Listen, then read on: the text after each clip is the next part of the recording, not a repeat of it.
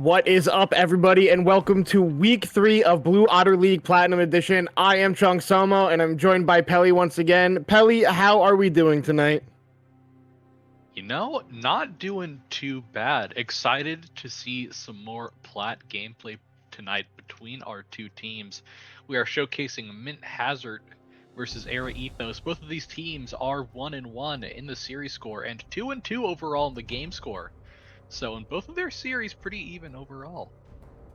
Yeah, and I mean, I'm typically keeping a closer eye on Mint specifically, only because this is their third iteration of this roster 3 weeks in a row.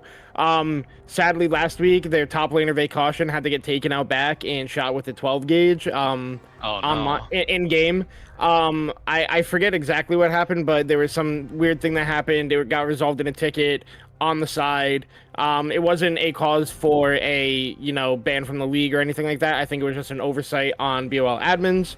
But with that, now Mint Hazard has a new top lane. It's going to be Walk Warlock stepping in the top lane for the Mint Hazard team. While Era Ethos is a team I'm quite interested in. They have some very unfamiliar names to me, so they're kind of like a dark horse to me. They seem like they can be a very solid team, but I'm really not going to know what they look like until I get to see them play. But we're already halfway through this pick and ban here. You can see Mint has banned away Ari, Corki, and Nivea, and Era Ethos has banned away the Smolder, the Scion, Seraphine, and then the Gwen was the first pick for Mint, followed by a Nautilus. We'll see what their third pick is. Looks like a Sivir, but Era Ethos went for a Mordekaiser and then a Karma pick here. So what do you think of this draft build-up so far, Pelly? It's pretty unusual from both sides. You normally don't see a Gwen too early. I don't normally think of Mordekaiser as a true Gwen answer either. Maybe we're just defaulting to priority comfort right now. And then we see Nautilus and Sivir paired together. Normally you want to see Sivir with an enchanter in this meta that we're in right now, such as Lulu, Milio, Nami. Any of those really work, but instead we opt into a blind Nautilus, which we see immediately punished and answered by Ezreal Karma.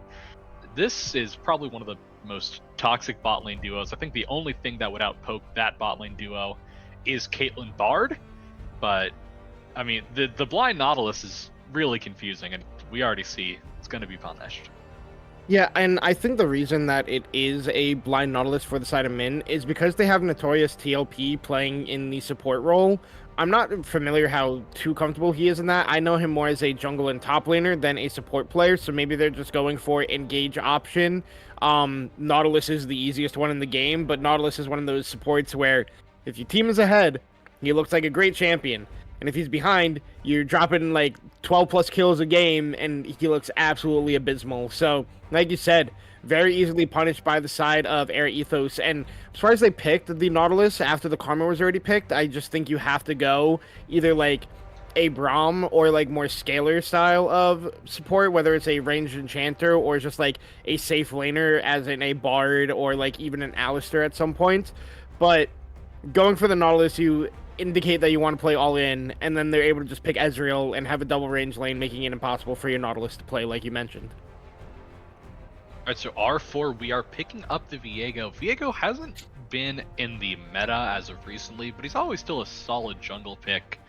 If you do find that one reset in that team fight, you're still able to take over. You know, not the upper echelon junglers that we see right now, like J4, who got banned out, Zinzao, Pantheon, but definitely still strong enough on his own. And it's also great with the enchanter support with Karma to provide those extra shields, so he's able to get those resets. We're gonna see a blind Galio here, I assume for mid. Also pretty confusing for me. We can just sort of pick an AD mid laner now if we want to, and hard win that mid matchup. But maybe the call out is you don't play that. You're not going to play something like a Yasuo or a Yone. So I am just perfectly fine blind picking this, and then round out the comp. It could be a top, it could be a jungler. Gwen is technically a flex as of right now. We'll see what they end up going into. It is going to be a blind Garen. So I don't know how I feel about blind Garen. It's great into matchups like Cassante, but Mordekaiser I'm not too sure. Yeah, well, the Galio pick makes sense if you know the player playing mid lane for Mint Hazard. It is Pandorum. He much more plays like tank mids. Like that Scion ban is specifically a ban against Pandorum, so it makes sense for them to pick the Galio in that spot. It's going to be answered by an Azir, but Garen also makes sense for Walk Warlock because he is very good at playing these scrappy top laners who also have good side lane pressure and can be like a sponge for the team. So I do like that pick out of him. But I think the big issue on the side of the Era Ethos comp is who on your team besides Ezreal or Azir, because they can, try to buffer out of it, is eating a Nautilus hook, followed up by a Galio taunt into a Garen silence. Like, there's nobody besides Mordekaiser praying that he can live it on the side of Era Ethos that can eat a Nautilus hook cleanly. So it's going to be very hard. It's going to be very important for the side of Era Ethos to set up on these neutral objectives first and play the poke game, while the side of Min Hazard is just looking for that all-in engage, press the R buttons, and win the team fight. I mean, it's not even just that about the Nautilus hook. It's when we're looking towards these later game team fights, at these 15-20 minute points, who's the engage? Like, you have Mordekaiser E, you have a forced Azir shuffle, but if you're using your Azir shuffle as an engage tool, you're not really playing the Azir properly. So you said if they are not set up at these objectives early, that they have no true way to really face check bushes, walk into a clean 5v5 fight. It's going to be really hard for them. Like, this is all about getting early winning lanes for their team. Yeah, and especially with having such a resource-intensive jungle like the Viego, he wants to get ahead early. He wants to be a hard carry in the game. But when you have multiple carry champions in a comp, you have Azir, you have the Ezreal, you have the Mordekaiser, all these champions want to carry alongside Viego. So it becomes a very resource-starved game for all of these champions. So really going to have to keep our eyes on how Era Ethos decides to play that out, who's going to actually be the carry and who's going to be more in the backseat facilitating the team. But now, Pelly, I got to ask you, we have our Game 1 draft locked in here. Looking at the two teams, which draft are you favoring for game number 1? I mean, for me, easily I would rather be playing on the side of Mint. You have just a very solid front-to-back team fight if you choose to do it. Sivir with her auto-attack ricochets going throughout the whole entire team. Gwen can be a menace on that front line as well with her W to dodge Ezreal's and Karma skill shots. And I talked about, maybe blinding Galio wasn't the best idea. Maybe we get counterpicked. Nope, we just pick Azir into it. So we do just pick that AP champion into the Galio. It feels like, the risks they took in draft were sort of unpunished, and I sort of see them showing that on the Rift as well. All right, we'll see if Min Hazard is able to get away with the game 1 number 1, or if Era Ethos is going to shock us with this slightly unconventional draft. We're going to head to a short break here, but don't go anywhere. We'll be right back.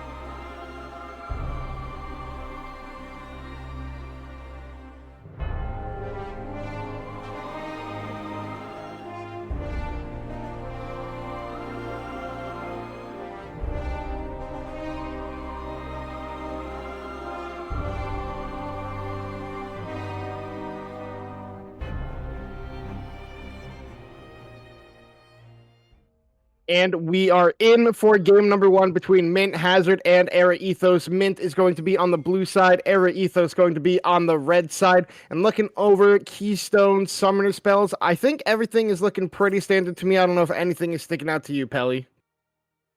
No, not really. Everything's seems pretty normal. We do see Pandorum with the Aftershock now that Phase Rush has been removed from the game. Chooses not to opt into the new Storm Raider Surge. Honestly, I am fine with that, especially when you're looking at late game team fights here when you really want to be on that front line. Everything else seems pretty stock standard going into this. So, and we're going to see how it plays out. Because right now we have a little bit of alcove gaming in the bot lane, just a little bit of hiding. But, there's no hook angle there, so we're chilling as we have some jungle shenanigans actually. Warlock got a late ward on the blue buff. It's going to spot this engage from Yugo. We'll see how Bardo Jr. will want to respond after he takes his red.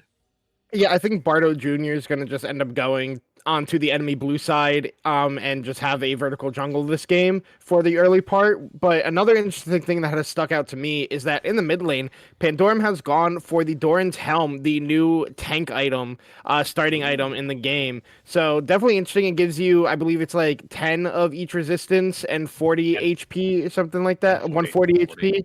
And then, yeah, attacks deal 5 additional damage, physical damage to minions. So helps tanks clear better. I don't think it's better than taking D-Shield in this matchup or Doran's Ring, but we'll have to see how it ends up working out overall. I think D-Shield is better into the Azir specifically just because of how much poke Azir actually does to you. So I think it's very much worth it in comparison. But like we predict, at least like I predicted, you can see Bardo Jr. going for that vertical jungling here. I don't like that Yugo had only taken the blue buff and the Gromp on the enemy side and left up the wolves. You should have just gone for the full jungle unless you're going to try to contest on your wolves if Bardo Jr. even goes for those. So we'll have to see what the junglers do here. And yeah, Bardo's just going to get the wolves, and he'll end up going up a camp overall if he's able to get his wolves. So better start for Bardo Jr. despite being the one who got invaded. I mean, and it's a big mistake to not take those wolves on the side of Yugo as well, because right now we're just doing classic pathing back up to our Krugs to get all of the camps on that side. If we were committing to that vertical map, as we have a hook and bot. All right, Bardo is actually here. We'll see what Muskiki does. Pops the heal. Bardo's taking a lot of damage from this. Muskiki has to flash as he was getting burnt down by the red buff. And now a lot of poke damage coming out from the Ezreal. But overall, it's going to be a win for the Mint side because they only had to burn Ghost off of Bardo Jr. and they get 2 summoner spells off the enemy support. And now Bardo can just go back to farming his jungle. So very good gank timer by him on the side of Mint. Yeah, and that relieves a lot of pressure off of this Sivir and Nautilus lane as well. Ezreal Karma always sort of want to play in your face and play with poke, but now that Mr. Geeky is out of his summoner spells, he doesn't have that luxury of having that extra safety tool in case he steps too far.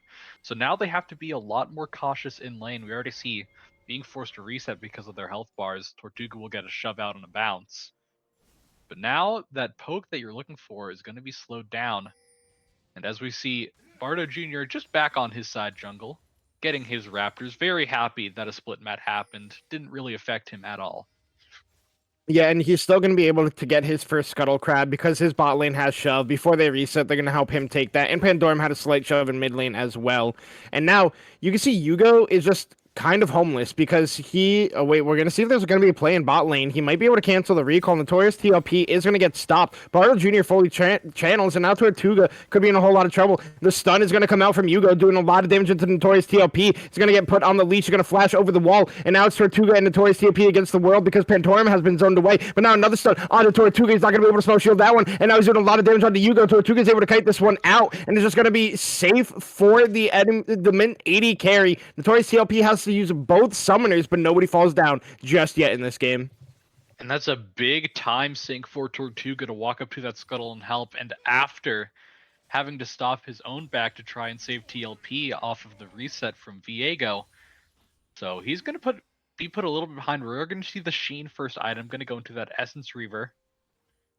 And we're going to slowly walk back to lane. Luckily for him, the minion wave did stack up. He's not going to lose too much because of that realm. And I was looking at Bardo Jr. on that, so I think Warlock just walks out of here pretty fine. Yeah, he does take a good chunk of damage, but yeah, what were you saying about Bardo? looking at Bardo Jr. on that play, I could see him try to move at like 0.1 seconds left on his recall. He tried to cancel. It just was a little bit too late. I think if he got that cancel, it's a hard win for Mint as well. Yeah, 100%. If he does not recall there, they probably are able to turn that and then just pick up some kills. It all depends on stop in me, please. I'm not gonna look too much into that name, but if they're able to get the roam over first, being level 6 on his ear, maybe could have had a big shuffle and big impact in that team fight. But almost only counts in horseshoes and hand grenades, so we won't find that out unless it ends up happening again in this game. But now you can see that since Tortuga and TLP had been stopped on their recall earlier, Era Ethos is now able to get first prio on this dragon, as Bardo is just resetting and Pandora had taken a reset as well. So we'll see. Tortuga and TLP are flirting with the idea to contest this. Bardo Jr. can go over the wall, but Yuga should just be able to smite this one away. And now we'll see how the side of Mint wants to play, and TLP's in immediately. Yuga has the flash away, but now Bardo Jr. has found the backline. He's not going to get stunned up. The stun up goes out to Bardo Jr. He's going to get one kill. Tortuga gets one in the backside, and now the morning mist comes up. Bardo Jr. does get killed by Nihao Dylan, but then he gets hooked immediately by TLP. He's going to fall down to Tortuga, who's picking up a double kill, and it's Mr. Geeky running away. They get the dragon, but Tortuga wins the team fight.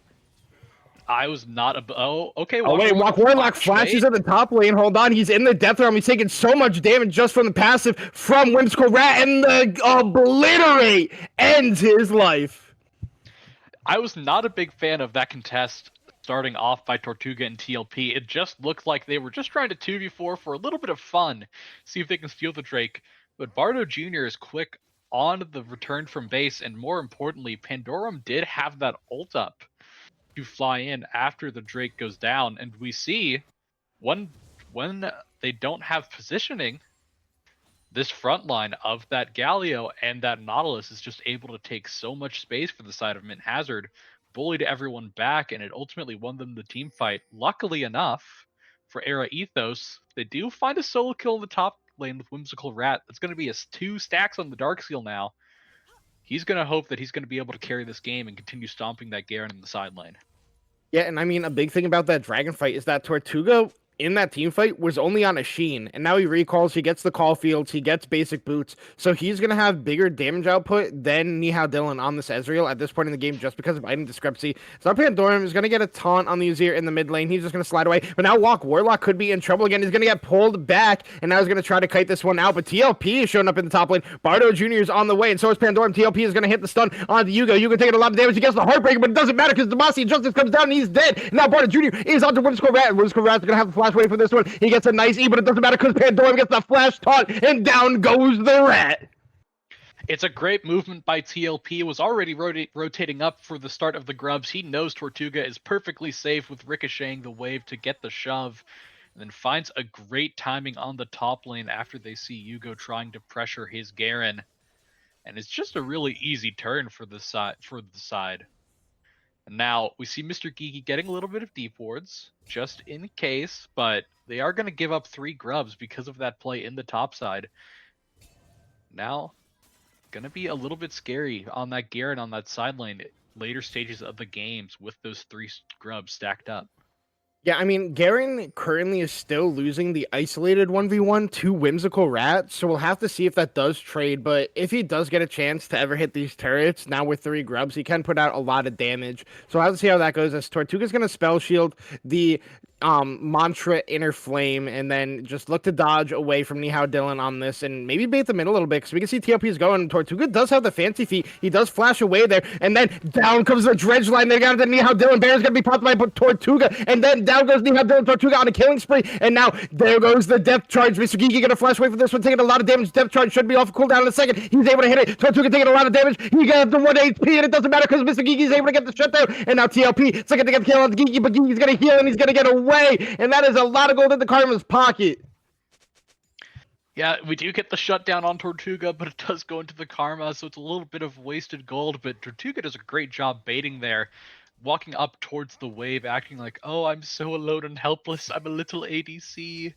But ultimately, TLP is there from behind to get the flash dredge line. And you do trade overall 1-for-1 in the fight. You know, it's not super bad, but again, Sivir is just slowly building up this lead. Now has the Essence Reaver fully complete. Ezreal still sitting on his Sheen and his Phage. Yeah, and you can see Bardo Jr. already has a fully completed item as well. He was able to pick up that Nashor's Tooth. So that's a very big spike for the side of Mint Hazard having that on their jungle and AD carry. While Mr. Geeky, because of that shutdown, is able to pick up Echoes of Helia. I'm not the biggest fan of this item on Karma. I know it's supposed to be good, but personally, I prefer a couple other choices before I ever build this one. I'm much more of a fan of Moonstone, Redemption, Shirellia, stuff like that.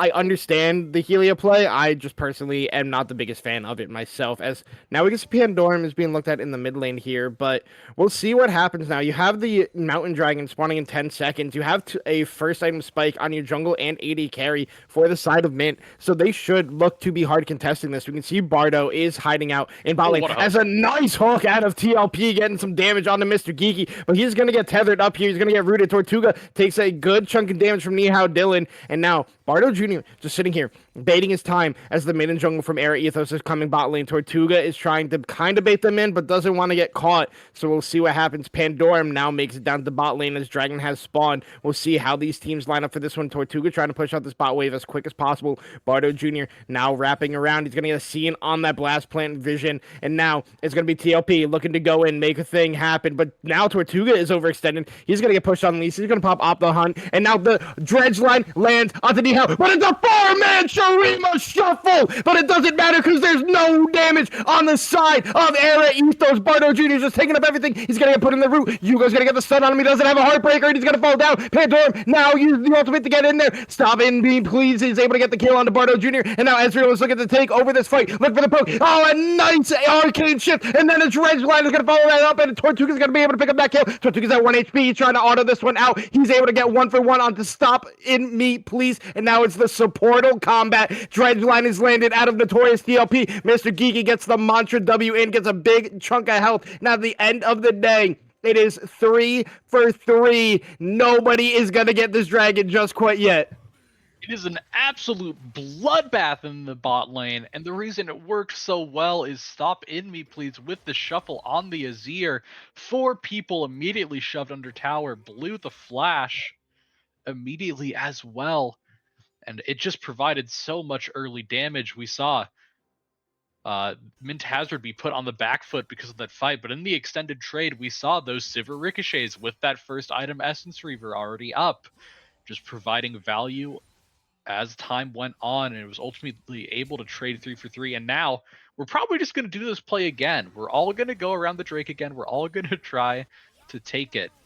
Right now we have the Karma in the mid lane trying to get mid pressure, leaving Nihao Dylan alone in the bot side. The hook is going to go wide. This is going to be a Drake start, and we talked about this is where they need to be set up first at the Drake from the side of Era Ethos. They don't have any true engage. How are they going to play this Drake fight when they try to contest? Yeah, we'll see how it's going to go here. There is no flash on not stopping me, please. He does have the shuffle available, but Dragon's already going to be picked up by the side of Min Hazard. Now they're going to have to run for the hills. Tortuga is going to be the focus, and now TLP re-engages. Death Charge on to 3, and Pandorum's in the back line with a 2-man taunt. And now Bardo Jr. Tortuga doing too much damage. Nihao Dylan's going to fall down. TLP still pushing forward. A double kill for Bardo Jr. No Dredge Line going to be unconnected there, but stopping me, please. A terrible blast cone. He's going to fall down. A triple kill for Bardo Jr. The Dragon to toe, and now they could look to crack bot lane or crack mid lane, and that is a huge win for the side of Min Hazard.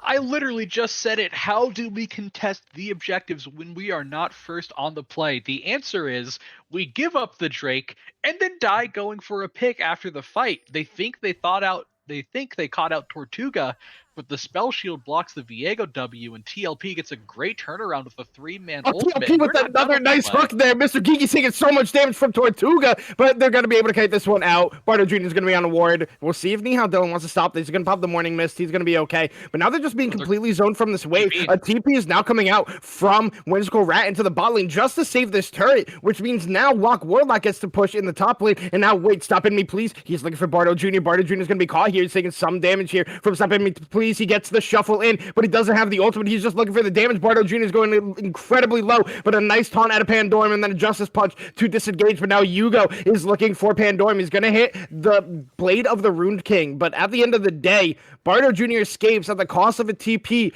out of Whimsical Rat, and then it doesn't matter because Tortuga still picks up bot lane turret. Walk Warlock got free time onto top lane turret. We'll see if he's able to get away here because we can see on the minimap that the jungle top are coming. Yep, he's fine. Not going to go over it, but very well played there by the side of Min Hazard to not panic and not overuse summoner spells on that play the way that Era Ethos did. It just seemed like a play of desperation trying to save that bot tower. As we get a flash from Walk Warlock, that's going to be a dead karma. All right, we'll see what happens here. It's looking like they're still going in. Nice taunt there out of Pandorum. Bardo Jr. is getting so much damage with that needlework, but now he's in the death round. Rimsko Rat is trying to win this 1v1. The Obliterate doesn't land, but it doesn't matter because he's able to pick up the kill. And then TOP, he gets the Q in. Dredgeline now on to Stop In Me, please. Tortuga's able to pick up the kill onto Whimsical Rat, and now Stop In Me is going to have to try to kite this one out. He shuffles away too, but it doesn't matter. At the end of the day, he's between a rock and a hard place. The Q is not going to land out of TLP, but it doesn't matter. Tortuga's on a killing spree and a very well played fight out of the side of Min Hazard. Yeah, Era Ethos just doesn't have the tempo to start up that Herald. We see them TP bot. They ran all the way to topside to try to start it up. I mean, there's just no play there. Walk Warlock's going to crack that top tower and TP down in bot to collect that fat minion wave sitting under his tower as well. And it's a huge gold swing. This is going to be a 6k gold lead already, 16 minutes into the game. Herald's going to go down as well.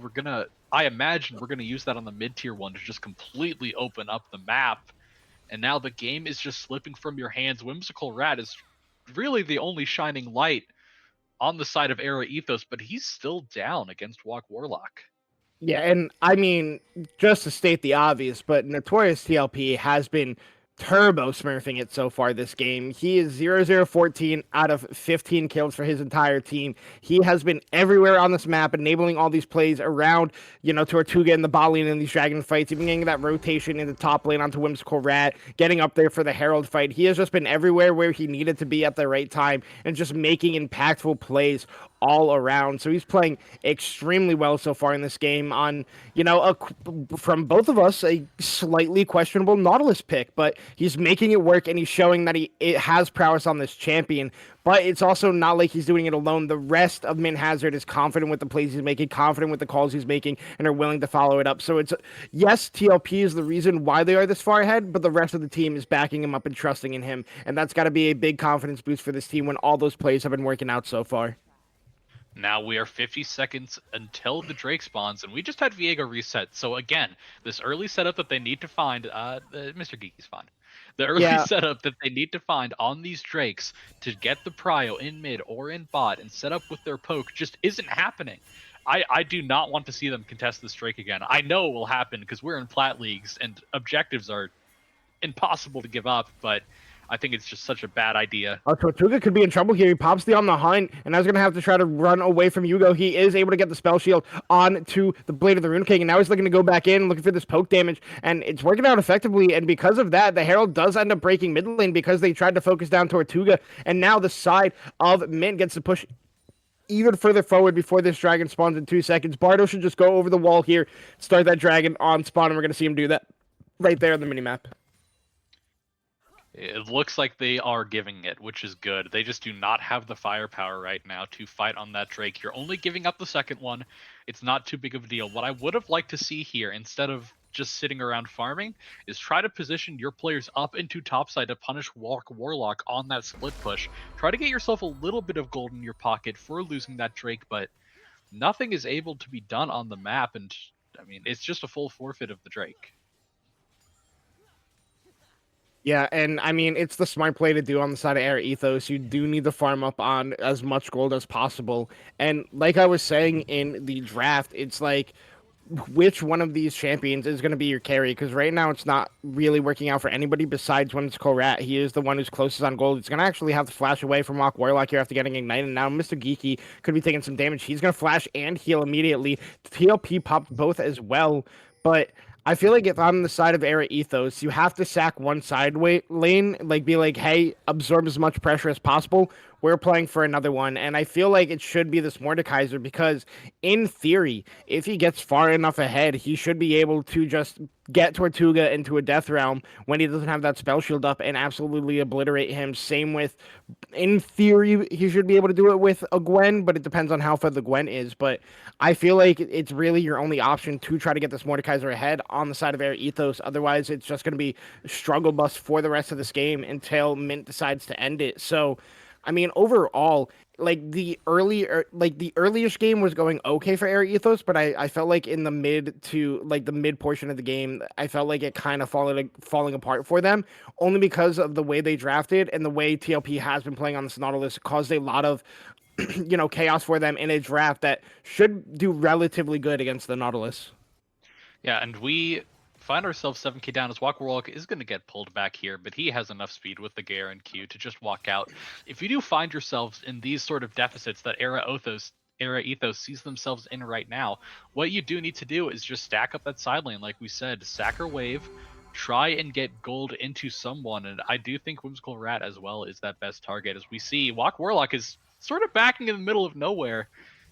See if he gets punished. All right, wait. Whimsical Rat does not have Flash right now, but the Death Realm is going to come out onto Walk Warlock, and now the rest of Air Ethos is coming to support. Yugo and Mr. Geeky are here, but a lot of damage on the Whimsical Rat, and now the Death Charge is out, and so is the ultimate out of Pandorum. Is going to be a two-man one. The damage is coming in onto Whimsical Rat. TP coming in from Stop In Me, please, as they're trying to get the kill onto Yugo before this Azir shows up. But now that the Azir is here, he's going to get the Streamer Shuffle. He's going to get the shutdown onto Walk Warlock, and now TLP is extremely low. He's going to get shut down as well because Yugo's able to pick up his body. And now Pandorum is not long for this world either because he does no damage. And out of nowhere, Air Ethos gets a triple kill in front of the Baron. We're doing a bit of throwing. As the side of Mint Hazard, Nautilus TLP sacrificed literally all of his health to clear that ward in the Baron pit. And, well, I think the TP from Azir was a little bit late, but in the end it didn't matter as they cleanly take the fight. And Tortuga, what are we doing here, Tortuga?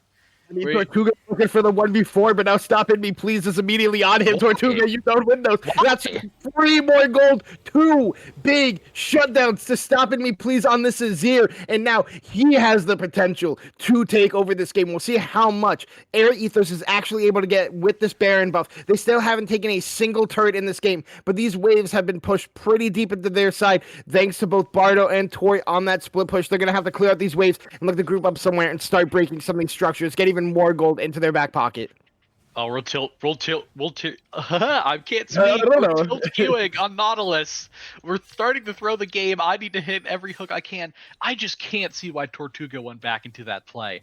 There's just no reason for him ever to walk to the Baron in that 4v1. Even if you steal the Baron with your Sivir Q, what value does it give you as a team? Nothing.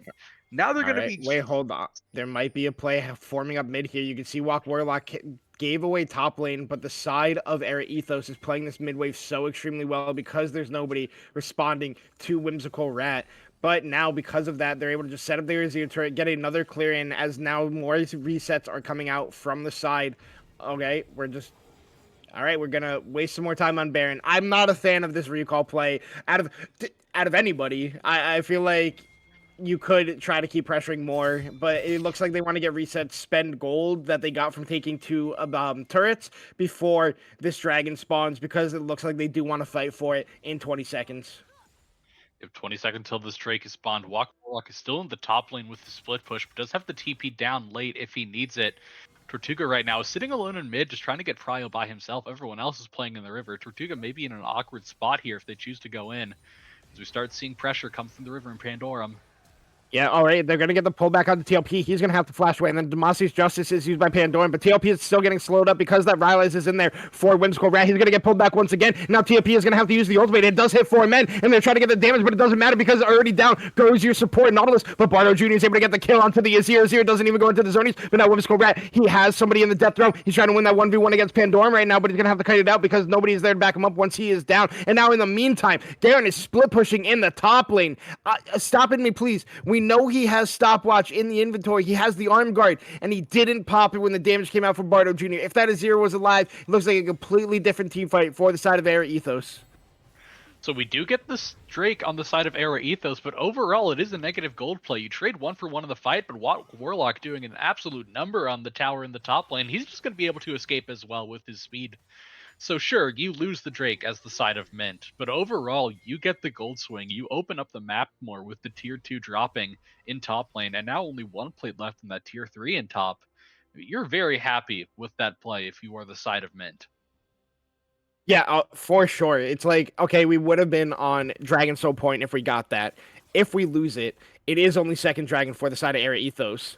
But even though we lost it, we got 2 turrets in top lane. Garen got even more gold in his pocket. Now you can see Garen has shield cut as well with that Serpent's Fang in inventory, which is good against the Azir, the Karma, and the Mordekaiser as well. So I do very much like that purchase out of Walk Warlock. And now it looks like Pandorum is just going for the full tank build. He went for the I'm forgetting the name of the item into Jack shows. I don't know, but Whimsical Rat and Walk Warlock are in a 1v1 right now inside the Death Realm. Whimsical Rat is getting some good damage onto Walk Warlock, but it doesn't matter because the Demacia and Justice and Ignite are able to pick up that kill. But now Bardo Jr. is going to get stunned under the Azir turret, and he's just down. Down goes the Gwen, and now Yugo's able to pick up that soul, but he's taking a whole lot of damage. He's in a bounty counter right now, but Mr. Geek has his back, and he's got a Heartbreaker again for a double kill. He's able to pick up the TLP soul, and now he's going in. Tortuga's going to flash away, but it doesn't matter because Yugo immediately flashes after. So much damage onto Tortuga. A triple kill for this Viego. Forgot the name for a second, but it's going to be a quadra kill for Viego, and now they're going to be able to push down this top lane, and Era Ethos on the brink of suffer, on the brink of, potentially losing the game, make a miraculous play in the top side. They get Baron. They lose a team fight at Dragon to get Dragon, but then immediately find that play out of the over-aggression out of Mint in the top lane. Yugo picks up a quadra kill. They break more turrets, get more gold in their pocket, clawing their way back into this game. At this point, with the way both of these teams have been playing, Mint had the early game. Now Era Ethos has the late game. This could go either way at this point. Yeah, and you can hear it. Shog and I are sort of both going speechless at what is happening here. We're all tripping over our words, and it's such a questionable play from Bardo Jr. We see the engage in the top side, but it was under the Azir tower, and then immediately stunned under it as well with the Karma W. Had nowhere to go, and it's just reset after reset for Yugo because of it. And now that gold lead that you once had has pretty much dwindled. You are still 2k up, but you were sitting at 7k up just 5 minutes ago. And now look at these Viego's items. Kraken Slayer, Collector, and the Last Whisper, all in his inventory. We were talking about in draft, Viego just needs one reset to make any team fight his. And with all these items, I mean, it becomes a lot easier for him. But Yugo still has to be careful about walking that far up. Is going to spot TLP with the red trinket, so is able to back away, and now trying to get position on this Baron in 8 seconds on the spawn. Yeah, and another big thing to talk about is that Tortuga was about an item and a half ahead of Nihao Dylan at that dragon fight, and now he's only an item ahead, but now TLP is looking for the play. He does not hit that dredge line, and the rest of Era Ethos are able to just walk away from this one. They're still trying to control vision on both sides here, but it looks like Mint is going to have control of it for now, walking into the river and making it hard for Era to respond. Whimsical Rat split pushing in the bot lane right now. No team fully starting up Baron yet, just wanting to get vision on it to be able to threaten it. But now it should be Whimsical Rat who is able to pick up this bot lane turret. Depends on if anybody comes to respond. It's going to take a turret shot here. You can see Pandorum and Bardo Jr. on the way, so might reconsider taking that turret, might try to back away here. Might get caught here as well. We'll see what happens in the bot lane. All right, Bardo doesn't go for it, so Whimsical is going to be A-okay. I mean, Bardo can't show on bot lane here, because as soon as the Gwen shows up in bot lane, Baron is going to be started. So it's a good idea to not really help Pandorum there. Just let Pandorum catch the wave under tower. And now we have Baron up, Drake up in 30 seconds. We see Yugo and his squad trying to set up their vision already for this Drake. They need to play with this poke early, and they finally have the setup to properly do it. Walk Warlock is again splitting in that top lane, but Whimsical Rat is matching, and they both have TP to get down here. So really not a big deal. This Tortuga once again shoves in that mid wave. Yugo doing a little bit of fishing, but again, we're just going to reset our positions back into this river.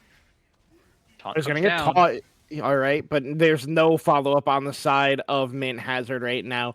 And even if Tortuga did get stunned by Yugo there, he just pops the spell shield and he should be able to just escape from that. He's looking for the mid lane control again. Yugo's looking for this play onto Tortuga again. The spell shield's going to come out. He's not going to get stunned yet. And now the Unstoppable comes out, but Tortuga's able to get the kill onto Yugo because he used the Heartbreaker and he's going to fall down. And a nice taunt out of TLP. A double kill for Tortuga. Into the top lane, Walk Warlock is going for the solo bolo onto Winter. He flashes in. He gets this decisive strike. He's taking the inhibitor. And now the rest of Air Ethos has to run for the hills. They have to stop Walk from ending the game. And then you can see Min Hazard pushing down the mid lane. They're going to try to enable their top lane to end this one as their jungler is taking Dragon number 3. I would have much more preferred to see them go for Baron instead of going for Dragon. Yeah, it's just a complete win on this side of the map. Yugo just goes way too far, looking for the pick on Tortuga. I think he knew Tortuga used his flash in that last play, wanted to pick out that ADC before the fight started, but he had no support with him, and diving into the face of 4 people, especially with Pandorum on that Galio ult, is never going to work for you. So now they forfeit that Drake. Walk Warlock had a great solo kill in top lane, and now complete control to the Baron. Tortuga's just going to take that Scuttle Crab. I don't think they started here. I think they're just setting up Vision, gonna group reset with all the gold they just got off of that play. We'll see what happens next, but again, Walk Warlock back into the bot lane now. Took the top inhib, very happy to go back into his side lane, into the bot side, shove out for that bot tower.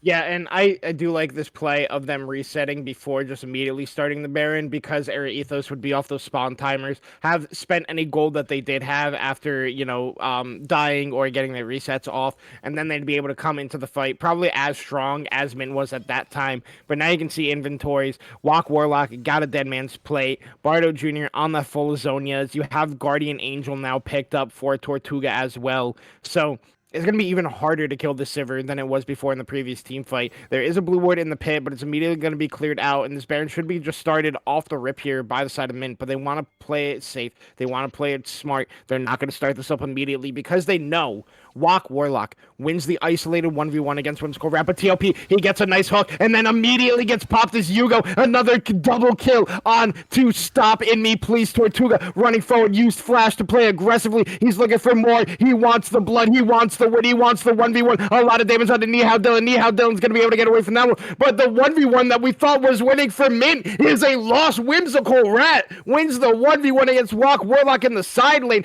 and there is no wave here for the side of Mint. They're not going to be able to end the game just quite yet.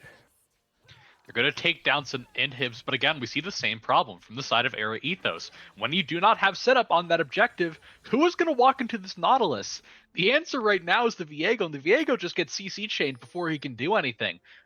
Honestly, Whimsical Rat with that solo kill onto Walk Warlock in the bot lane sort of did save the game. They definitely had an angle to end with Walk Warlock joining up with the team, but Whimsical Rat found out the solo kill. Now Baron is going to be started up. Again, how do we find our way in? We see the TP in mid. We're just going to take that summoner spell and back off. No flipping Baron today.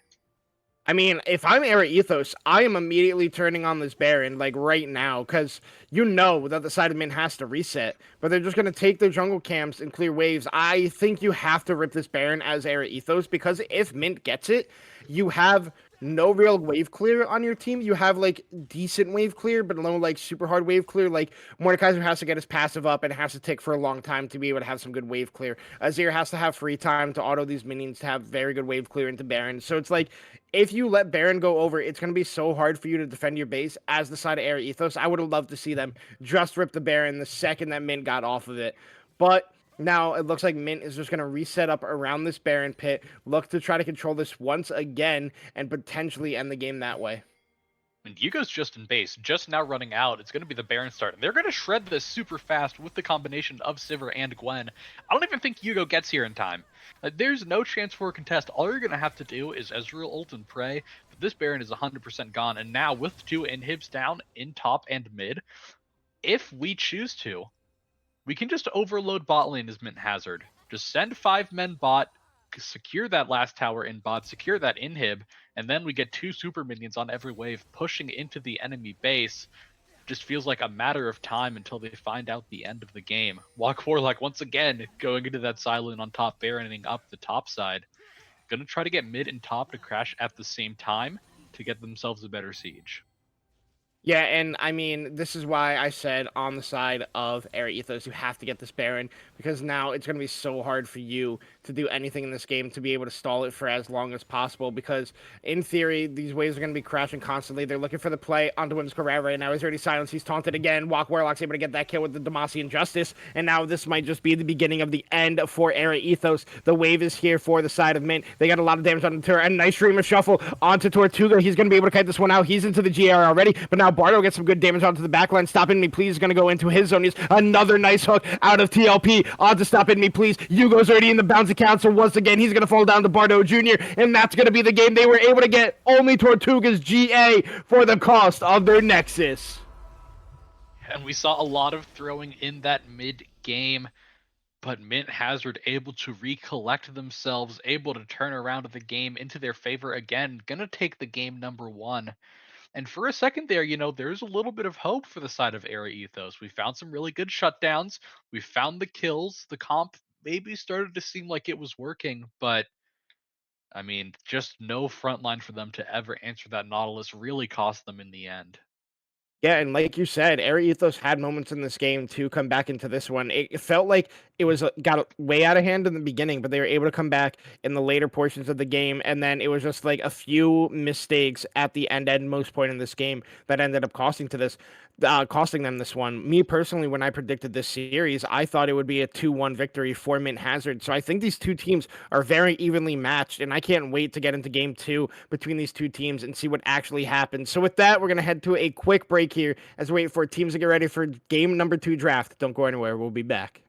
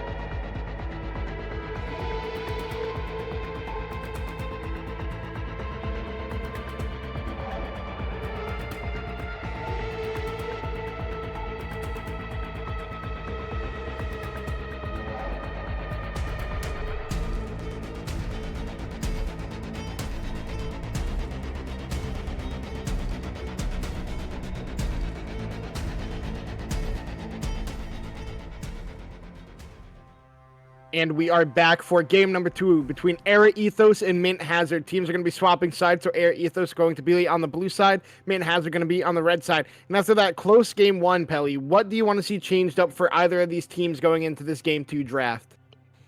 I mean, it just felt in the later stages of the game, Era Ethos' draft just wasn't able to compete with the side of Mint. They had no one to respect that Nautilus hook, and it just sort of fell apart from there. We are going to see, I mean, pretty much the same bands coming out. I think Oriana is a new band from the side of Mint for this game specifically. Maybe they're scared of that first pick Ori. We'll see what they decide to first pick, though. A Smolder, again, taken out. Correct me if I'm wrong, I know they were talking about nerfing the Black Cleaver and Deathfire Touch interaction. I don't know if they ever did, though. So I know today is patch day, and I did not read patch notes yet because I decided to take a nap before finishing content and doing this, so I did not read any patch notes. Also, anyone in Twitch chat want to buy me a car? Anyway, next question. But I still think even if they do adjust that stuff for Smolder, I still think he is the best AD carry on the patch currently. I just think his scaling is unmatched. It's just like, I think he's like insanely good. He is very safe as well. So I just think like even if they do make those changes, you can still play Smolder as you used to with Arcane Comet and stuff like that. I still think the champ is incredibly strong. But speaking of one of the stronger champions on the patch, Nami, even despite nerfs in a couple patches ago, still as strong as she was, still as strong as Karma. Going to be the first pick here for Era Ethos, responded to by Leona for Mint Hazard. Yeah, I do think Nami is strong. I think Nami first pick is still a little bit bold, even with how strong she is. We're going to see a Leona as an immediate answer. Can sort of just go in whenever she wants in that lane, pre-6. Once Nami has the wave, it'll be a little bit harder. And we are going to see Volibear locked in. And I know that is a Walk Warlock favorite, that Volibear. So I do expect it to be flexed into the top lane. It will at least be a flex potential for the side of Mint Hazard. I think that's very good for their draft because Walk can have a strong laner with strong side lane pressure again. But I feel like Barter Jr. can also perform well on this Volibear as he did in the Gwen. We saw it similar with their draft strategy for game 1, where you pick an early top jungle flex between these two and keep it. But the side of Era Ethos, going for a strong bottom lane, it's going to be the age-old classic Lucian Nami, which isn't what we typically see paired with Nami recently. It's more quirky than the Lucian recently. But Lucian, I've started to realize, has started to creep up slowly again in priority, as Nocturne is going to look to be the pick here, but it's actually going to be J4. Okay, they baited me for a second, they had me worried for a second, but they're going to lock in J4 instead. J4 is a very strong jungler on this patch. Normally the answer as an ADC is Ezreal, but of course Ezreal's already out of the game. So now you're thinking, what do we pick? It could be the Corki to give yourself a little bit of a dash. It also has a good early game with the Leona. We'll see what the ultimate answer is. And we have seen, I think Corki has fallen a little bit of favor out of the meta, specifically for that Lucian. As you were just talking about, Lucian Nami, you know, it's not its normal pairing. You normally like to see Milio, but it's still strong, as we do see a blind, or not blind Xayah, but we do see a Xayah on R3 here. And I can tell by your face, I don't think you're that big of a fan. You have so much other things available. Like Corki's still available. You could pick Yunara here. Yunara's still available. Like Xayah, you can go invulnerable when Jarvan ults you, but you're still in the Cataclysm because of the way the game is coded. Like, you'll still be in that same spot. So like, unless you are absolute Thanos 1v9, once you do get out of, you know, the Featherstorm, it's just an okay pick. So I'm not the biggest fan of it, but it is Tortuga, it is his comfort, so I'm not going to be too upset at the pick. As we see a Nivea band and a Vel'Koz band on the side, respectively, Mint banning the Nivea, Era Ethos banning the Vel'Koz. And so my question is, what does Pandorum still have in his bag? Because I know him more so as this oddball mid laner, plays a lot of tanks mid, doesn't really play the meta stuff. So I'm really curious to see if he's been practicing other stuff and is able to pull out more of these meta picks, or if he has another unconventional pick ready to go for this game. Cho'Gath still open, and I do know Pandorum likes that Cho'Gath. When we do see Pandorum on the normal, more, you know, AP mage picks in mid, it has been that Oriana. which they did sort of ban away from themselves. But, hopefully that doesn't come back to bite us here as we are choosing our R4. We'll have to blind either that mid or top. Oh, hey, look, I'm a Hey, look. genius! I mean, shout out Tenchi with the Cho'Gath mid pick coming in here. I mean, like I said, Pandorum is very practiced on this one. I forgot that he did play this. I was like, what tanks are left in the game? I was like, is he gonna play Shen mid? Is he gonna play Ornn mid? And Pandorum would. I wouldn't be shocked if he picked one of those, but he's just gonna go with the Cho'Gath. And now Air Ethos. They're kind of, if they don't expect that this is a Cho'Gath mid, they're like, okay, so it's Volibear jungle, Cho'Gath top. What do we want to pick into this?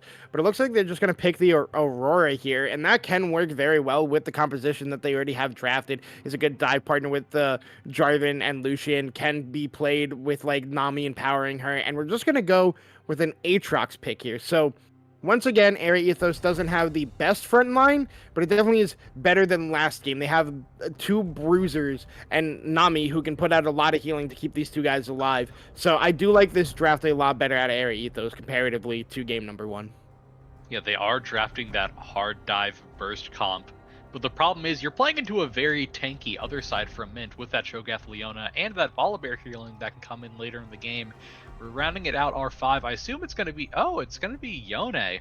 So I do think it's going to be Yone top into that Aatrox. Volibear going to be flexed into the jungle. And now sort of have a little bit of press Argo in comp for ourselves on the side of Mint. Starting off with Leona ult, followed up by Yone. We'll see who's going to be able to play it better. Helly, you telling me you don't want to start a team fight with a Cho'Gath ultimate? You tell me you're not going to flash eat somebody as Cho'Gath to start off a team fight? Because that'd be baller. Honestly, that'd be sick. Like, no reason, you just flash eat Zonia's and then you just die. And like, you'd look so cool. You'd have so much aura. Pandorum, if you're listening, hear me out. I got a crazy play for you. You're forgetting the best item to do it with, the rocket belt. Oh yeah, you gotta literally flash our rocket belt backwards in Zonia's. That's what you have to do. You have to deal no damage to them if possible. But regardless of that, looking at these two drafts here, Pelly, do you think we're going to be able to get a third game, or do you think it's going to be a 2-0 here for Min Hazards, only looking at the drafts? I think if we want to go to a game 3 for Era Ethos, we need this Aatrox ahead, because he's going to be the only one to truly sustain against this bulk of that Mint draft. If Aatrox is able to get ahead, get those items in his back pocket, have that extended team fight where he gets all of his healing up, eventually that Cho'Gath, Volibear, and Leona will all go down. The problem is, if he is too far behind, or simply just CC locked by the amount of CC Mint has, he's not going to provide any value to the team fight. So off of that basis, I think Mint is going to take this game again in a quick 2-up. All right, and the only way we'll find out if Mint is actually going to get this 2-0 is when we get on the Rift. We're going to head to a short break, so don't go anywhere. We'll be back in a couple of minutes.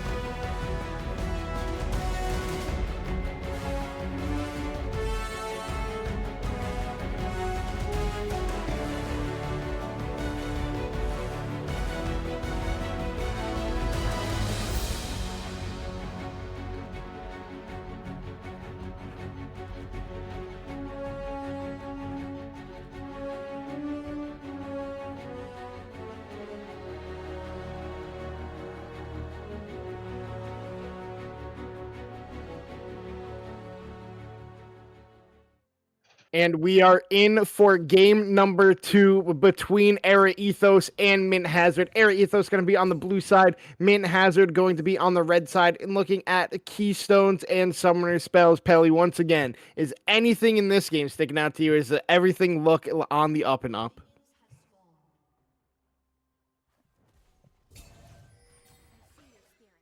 Okay, I think Pelly might have died on me for a second there as... I'm here! I was muted. Oh, Don't worry. okay, sick.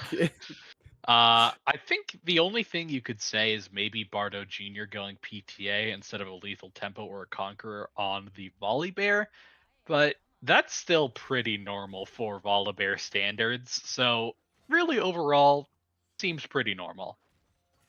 Yeah, and we can see that both bot laners have gone for the Doran's Blade this game, but the person who didn't is Walk Warlock going for the Doran's Bow this time around. One of those new starting items again from last patch, as Pandorum is taking some pretty rough trades in the mid lane from stop enemy plays so far in this early game, and that's to be expected. It's ranged into melee. It's expected that Aurora is going to be able to get a lot of this poke onto Pandorum, and Pandorum is going to have to just do his best job to get these last hits, and to his credit, doing a great job so far. As we see all lanes playing out right now, Walk Warlock is going to have that initial push in the top lane. I do not remember that new item's name. I do know that they just buffed it on this patch. They said I believe that it's the Doran's Bow, I believe is the name. I Doran's could be Bow. wrong. I could be wrong.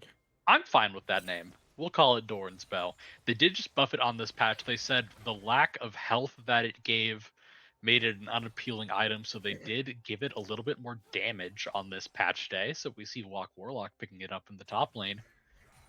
Besides that, we see normal starting items. I actually, looking at runes again, I don't really like that Pandorum went Grasp. I don't think you're going to really be proccing it that much into Aurora, specifically in lane, because of her W hop away if she ever gets in trouble. We are going to see an early back from Pandorum as well, is just going to TP back with a refillable pot. So took some punishment in the early game, and I mean, it's not getting easier with the TP back and refillable pot.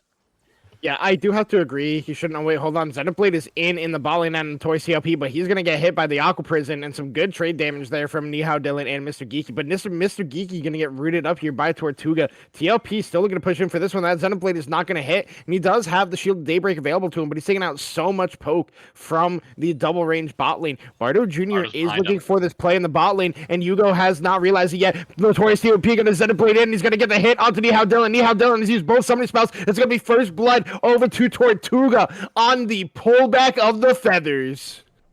Yep, we see Bardo Jr. actually drops the Gromp to get that gank going, and it's a great gank as well. That's all summoners blown in bot lane, by the way, for Lucian Nami for the side of Era Ethos. So now, these follow-up ganks with Bardo Jr. and Notorious TVLP diving on top can become so dangerous. This Lucian Nami that's all about having control in the lane just got neutered a little bit. Now we see Bardo Jr. walking to the mid lane. He's gonna try to contest that top scuttle, but with Pandorum this low, I don't think it's gonna be able to work out. We'll see if he still walks up for it, because we can't give up anything in plat leagues, and he's definitely walking up for it. Yeah, and also with that bot lane play, I just do not think it was played well by Nihao Dylan. I'll talk about that in a second. As now Yagao is going to get the scuttle. He's not going to get the scuttle crab. He's actually going to go over to Bardo Jr. And now having the flash away, stop in me, please. But very risky play for the side of Air Ethos, but we thought it was going to be risky for the side of Mint, but it ends up working out for them. And now Walk Warlock is taking a whole lot of damage from Whimsical Rat here. Whimsical Rat might be able to get this 1v1 kill, flashing in Zigao. A bad flash by Walk Warlock, and it's going to be a kill over to the Jarvan in the early game. Very well played by Whimsical Rat to punish Walk Warlock on the rotation back to top lane. But in that bot lane play, we saw Nihao Dylan go down, is he got hit by the Zenith Blade and then flashed. So Leona is still going to follow you to your flash destination. You have to flash before the Zenith Blade connects to you. But so like that was just very poorly played by him, because then he still burns the barrier instead of just saving a summoner spell or just like being willing to give over his life in that play, because Yagao wasn't there yet. A lot of damage is already coming out at that point. You have to be smart on how you're doing these. If you flash the Zenith Blade, it's a good play, but using both of them and still dying, it feels very bad in that situation.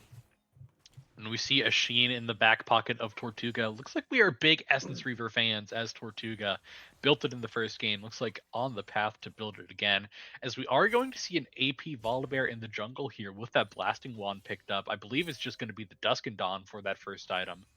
Maybe that is why we have PTA as well, to just, trigger a little bit of extra damage on our on hits for a second time. That little bit of extra damage to come out.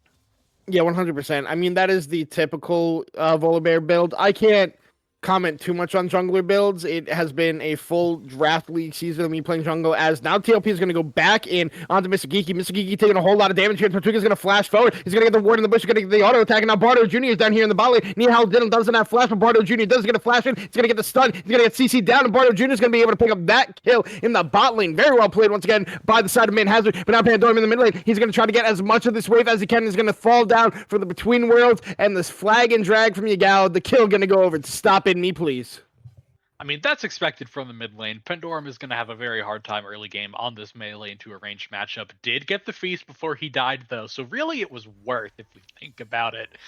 But I said in this bot lane, they have no summoners up, and immediately Tortuga and Barlow Jr. on the follow-up find the punish.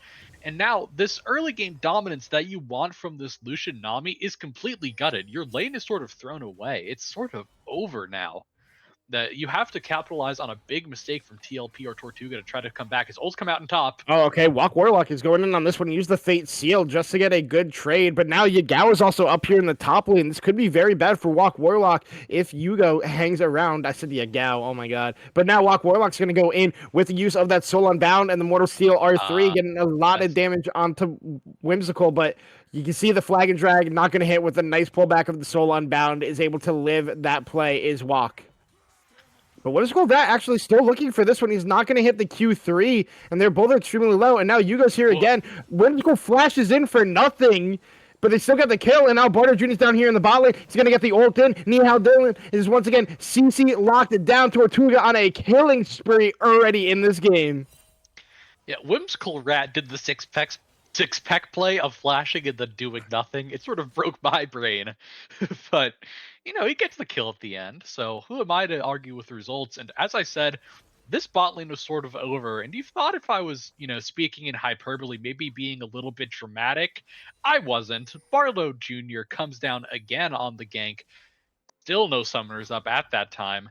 And a third early death on the solution. That's 3 deaths in 8 minutes. And I mean, this Xayah is now extremely accelerated. I wouldn't be surprised if we're, basically at first item on this back once we take it. And as the bot lane, you need to say, well, what's going on at the rest of the map? Your top laner is ahead, your mid laner is ahead, your jungler has a little bit of a lead, so it's okay overall. But it's going to be a struggle for Nihao Dylan to find his way back into this game. Yeah, especially on Lucian. He feels like such a feast or famine AD carry where if this champion is ahead, he puts out just insane amount of damage. But if he's behind, I feel like the champion kind of does nothing. And that's why I'm not the biggest fan of this pick creeping back into the meta, especially in a platinum elo, because of how volatile games can be. Having to have such a hard winning champion in he's here again. game. Okay, Bardo's down here again, and TLP coming out of the woodworks in the bot lane. He's gonna have to Zed Blade. Nihao Dylan flashes once again, but Tortuga, he's gonna fall down. He's gonna have to pop ultimate here because they had no wave. They jungled aggro terribly. Nihao Dylan might use both summoner spells, but he definitely wins that play. Probably one of the worst executed dives I've seen.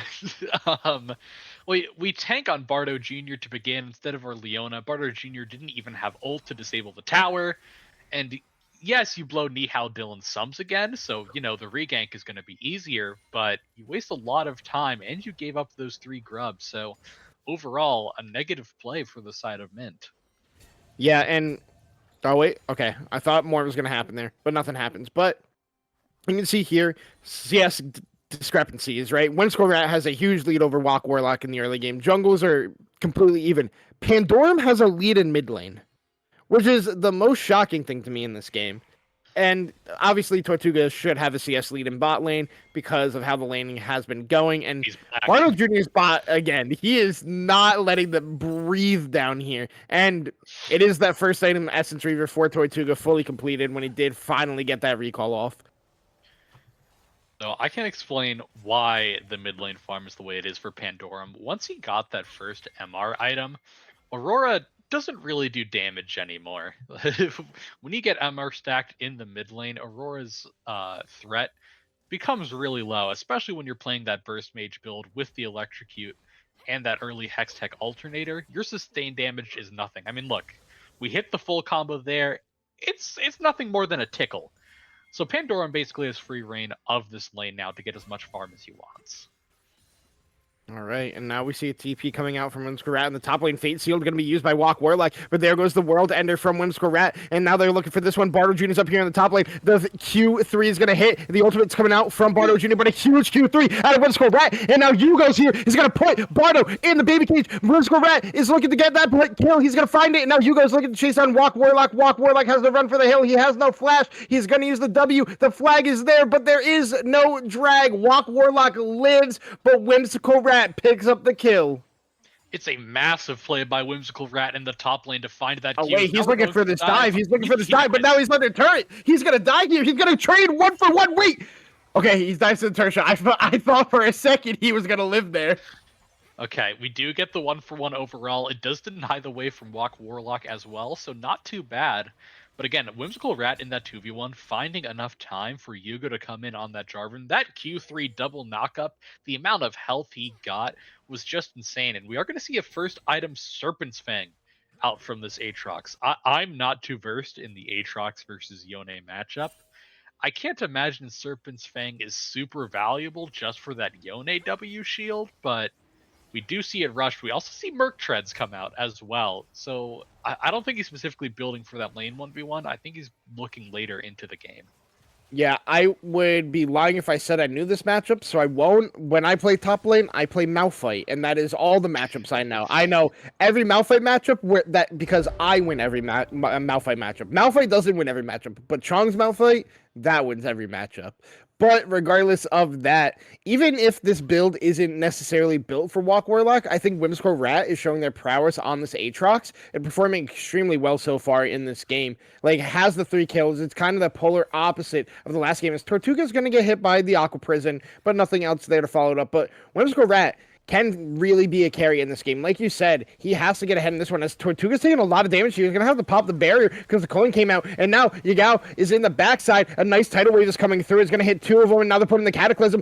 Flashing out is both TLP and Bardo Jr. And that is all the flashes in the Min Hazard bot lane and all the ultimates being used. Very well played by the side of Air Ethos. Is now Whimsical Rat and Walk Warlock are trading again in the top lane. Both of them pop ultimates. But now Dragon spawning in the next 4 minutes. Oh, wait, I didn't realize that it was already picked up by the side of Min Hazard. I thought it was spawned and not taken. My bad there, chat. They were sneaky with it. They were able to pick it up. And it's a bit of a confusing play in Tortuga in that bot lane. Instead of using the Xayah ult early We're fine. Instead of using the Xayah ult early on the Lucian Culling, we used it after it was fully done. So we face tanked all of that damage really for nothing. We also blew our barrier as well, and because of that, Yugo had so much presence on that Jarvan with the dive in and the Cataclysm that they were unable to turn the fight. They end up walking away, nothing for nothing. But I do think if Tortuga played that a little bit better, it would have gotten some kills for the side of Mint. But now, as we just said, Dragon sneakily taken. They're up 2 Drakes to 0 already 14 minutes into the game. As Stop In Me Please gonna pick himself up a plate on that retreat. And even with Bardo Jr., with how much ganks he has done on the map, he's still sitting even in farm against that Jarvan. Oh my god, yeah, Mr. Geeky has to heal, flash, taking a lot of damage, and a nice use of the ultimate there. Adam Notorious TLP gets the flash out of Nihao Dylan as well. I thought at least one person was going to die there on the side of Air Ethos, but both bot laners able to live at the cost of some costly summoner spells. Yeah, they're able to live, but they are giving up first tower for it. There's zero way they're ever going to be able to defend it. It's already super low. Tortuga and TLP gonna pick up the first tower of the game. As Walk Warlock is now under a bit of pressure on the side lane. He's able to just... I think he just Fate Sealed back was the thing. He just E'd back. Used his E to farm and now sitting under tower. Yugo saw Bardo in the bot lane trying to get a bit of a counter jungle, but nothing is up.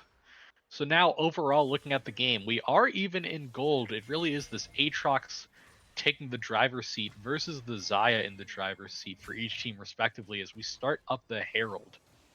Yeah, and it's going to be a fight here, and the big advantage that the side of Min has is they have Smite and Feast, so it's just going to have to be given away here unless there is a mistake coming out from Min Hazard. You can see the side of Air Ethos just going to walk away from this one. They don't even let Pandorum feast it. That is evil. A misplay. That's the biggest misplay when you have the Cho'Gath on your team. Like, it is the simplest thing to be like, how much damage does your Feast do? Yeah, you can eat this.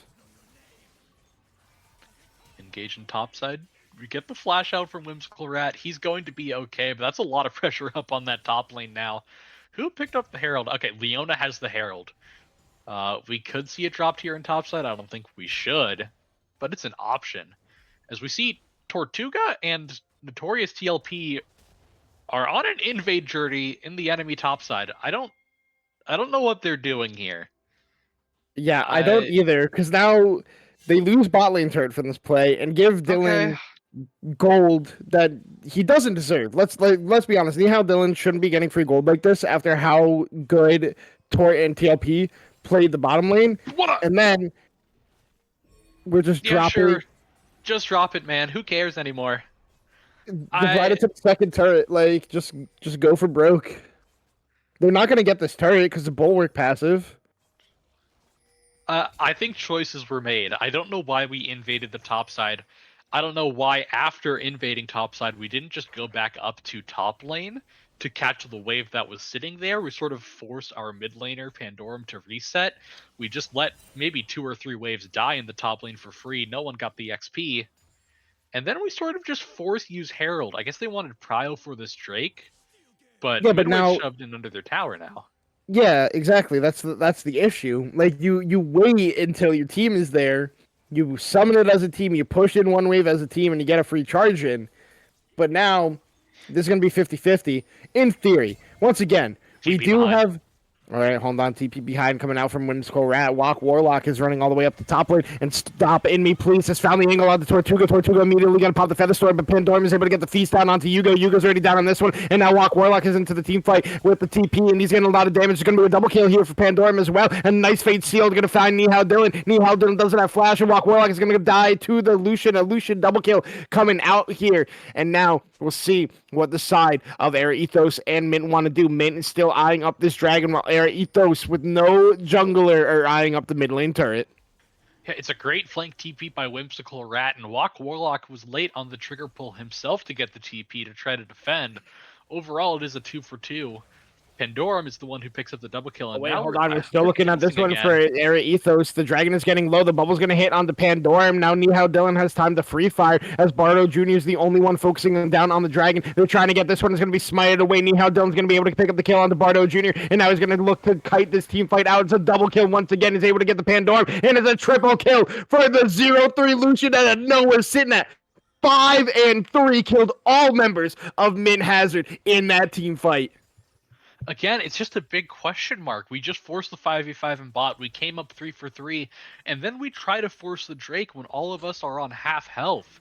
It just seems that they just play with their tempo a little bit too fast, a little bit too loose, and it's a huge punish. And now, Nihao Dylan, who was set so far behind in laning phase, he was 0-3, first tower gone with no plates taken, is all of a sudden sitting 5-3. He's now ahead of Tortuga on the Xayah by a pretty comfortable amount as well.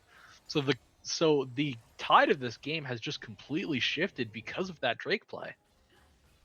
Yeah, and another big thing that happened at the original Dragon fight, where it was just the 2-for-2 trade, is that Stop In Me Please found a great flank angle onto Tortuga and forced him to only use the ultimate for the cost of the Aurora Between Worlds, which means Tortuga has a much harder time playing this team fight when Nihao Dylan and Yugo and Whimsical Rat are getting on top of him. So it's very well played by Stop In Me on this Aurora to find that one, and then Nihao Dylan just gets to clean up on this Lucian, is now half an item ahead of Tortuga now. They have the two same items, but now Nihao Dylan going to flash away after getting caught there. Almost falls down, but is able to barely escape that one. So we are seeing the same... Oh, okay, we have an engage here. All right, now Notorious TLB is going to get knocked up. He's going to get put into the bubble, and now Stop In Me Please is TPing in. He's going to use the Zenith Blade as a way to get out, but now it's free fire damage coming out from Nihao Dylan, and Stop In Me Please finds the backline. He finds Border Jr. He gets a double kill as getting the one on the Tortuga as well, and now that's going to be Baron in the sights for Era Ethos. This just shows how fast this game can turn. A comfortable lead for the side of Mint has completely exploded, and it's going to be another early Baron for Era Ethos as well. There's not going to be a contest coming out. We see Walk Warlock doing his best to split push, try to crack the tier 2 bot while this goes on. But it is a complete turnaround, and we're seeing the same mistakes that we saw in Game 1 from the side of Mint. Just a little bit of overplay in these team fights, going a little bit too far. And again, they've just lost their lead. Now 3k down, facing down an early Baron. We do see a Storm Surge come out for the Aurora. Looks like they're going a second item, Shadow Flame. So fully into this burst. Do not want that backline of Tortuga to ever survive a team fight. Yeah, and I think a big thing that happened with that pick onto Notorious TLP is how much damage Bardo Jr. actually takes in this game. This is the typical Volibear build where you're going Dusk and Dawn into the Navoy Flicker Blades. You are not tanky unless you are popping that ultimate or you're getting constant E-downs in team fights and getting that massive AP shield. So you do take a lot of damage until you get to your third and fourth item. And we saw how quickly Stop In Me Please just bursted him. Like, he can one-shot anybody on the team at this point, I think, except for Pandorum and maybe TLP because of Eclipse and the little bit of magic resistance he has from the Locket of Iron Solari. But overall, the way Era Ethos went from struggling in the early game, they said, okay, who is our strong point on the map? It's Whimsical Rat. Let's try to make play happen, get him involved. They find the play in the top lane where he wins. Yugo goes up there, works out really well. And then after that, they find the play at the Dragon where Nihao Dylan gets to absolutely pop off. And then immediately after that, before the Baron, Stop in me, please. Finds a moment, gets a big double kill, and now all of them have ways to be able to carry this game. And this is what they wanted out of this composition that they had drafted. They want multiple people to be able to have flank angles, flank threats, and have ways to carry a team fight. The good thing for Mint is Drake spawns in 50 seconds, and you're already on Soul Point.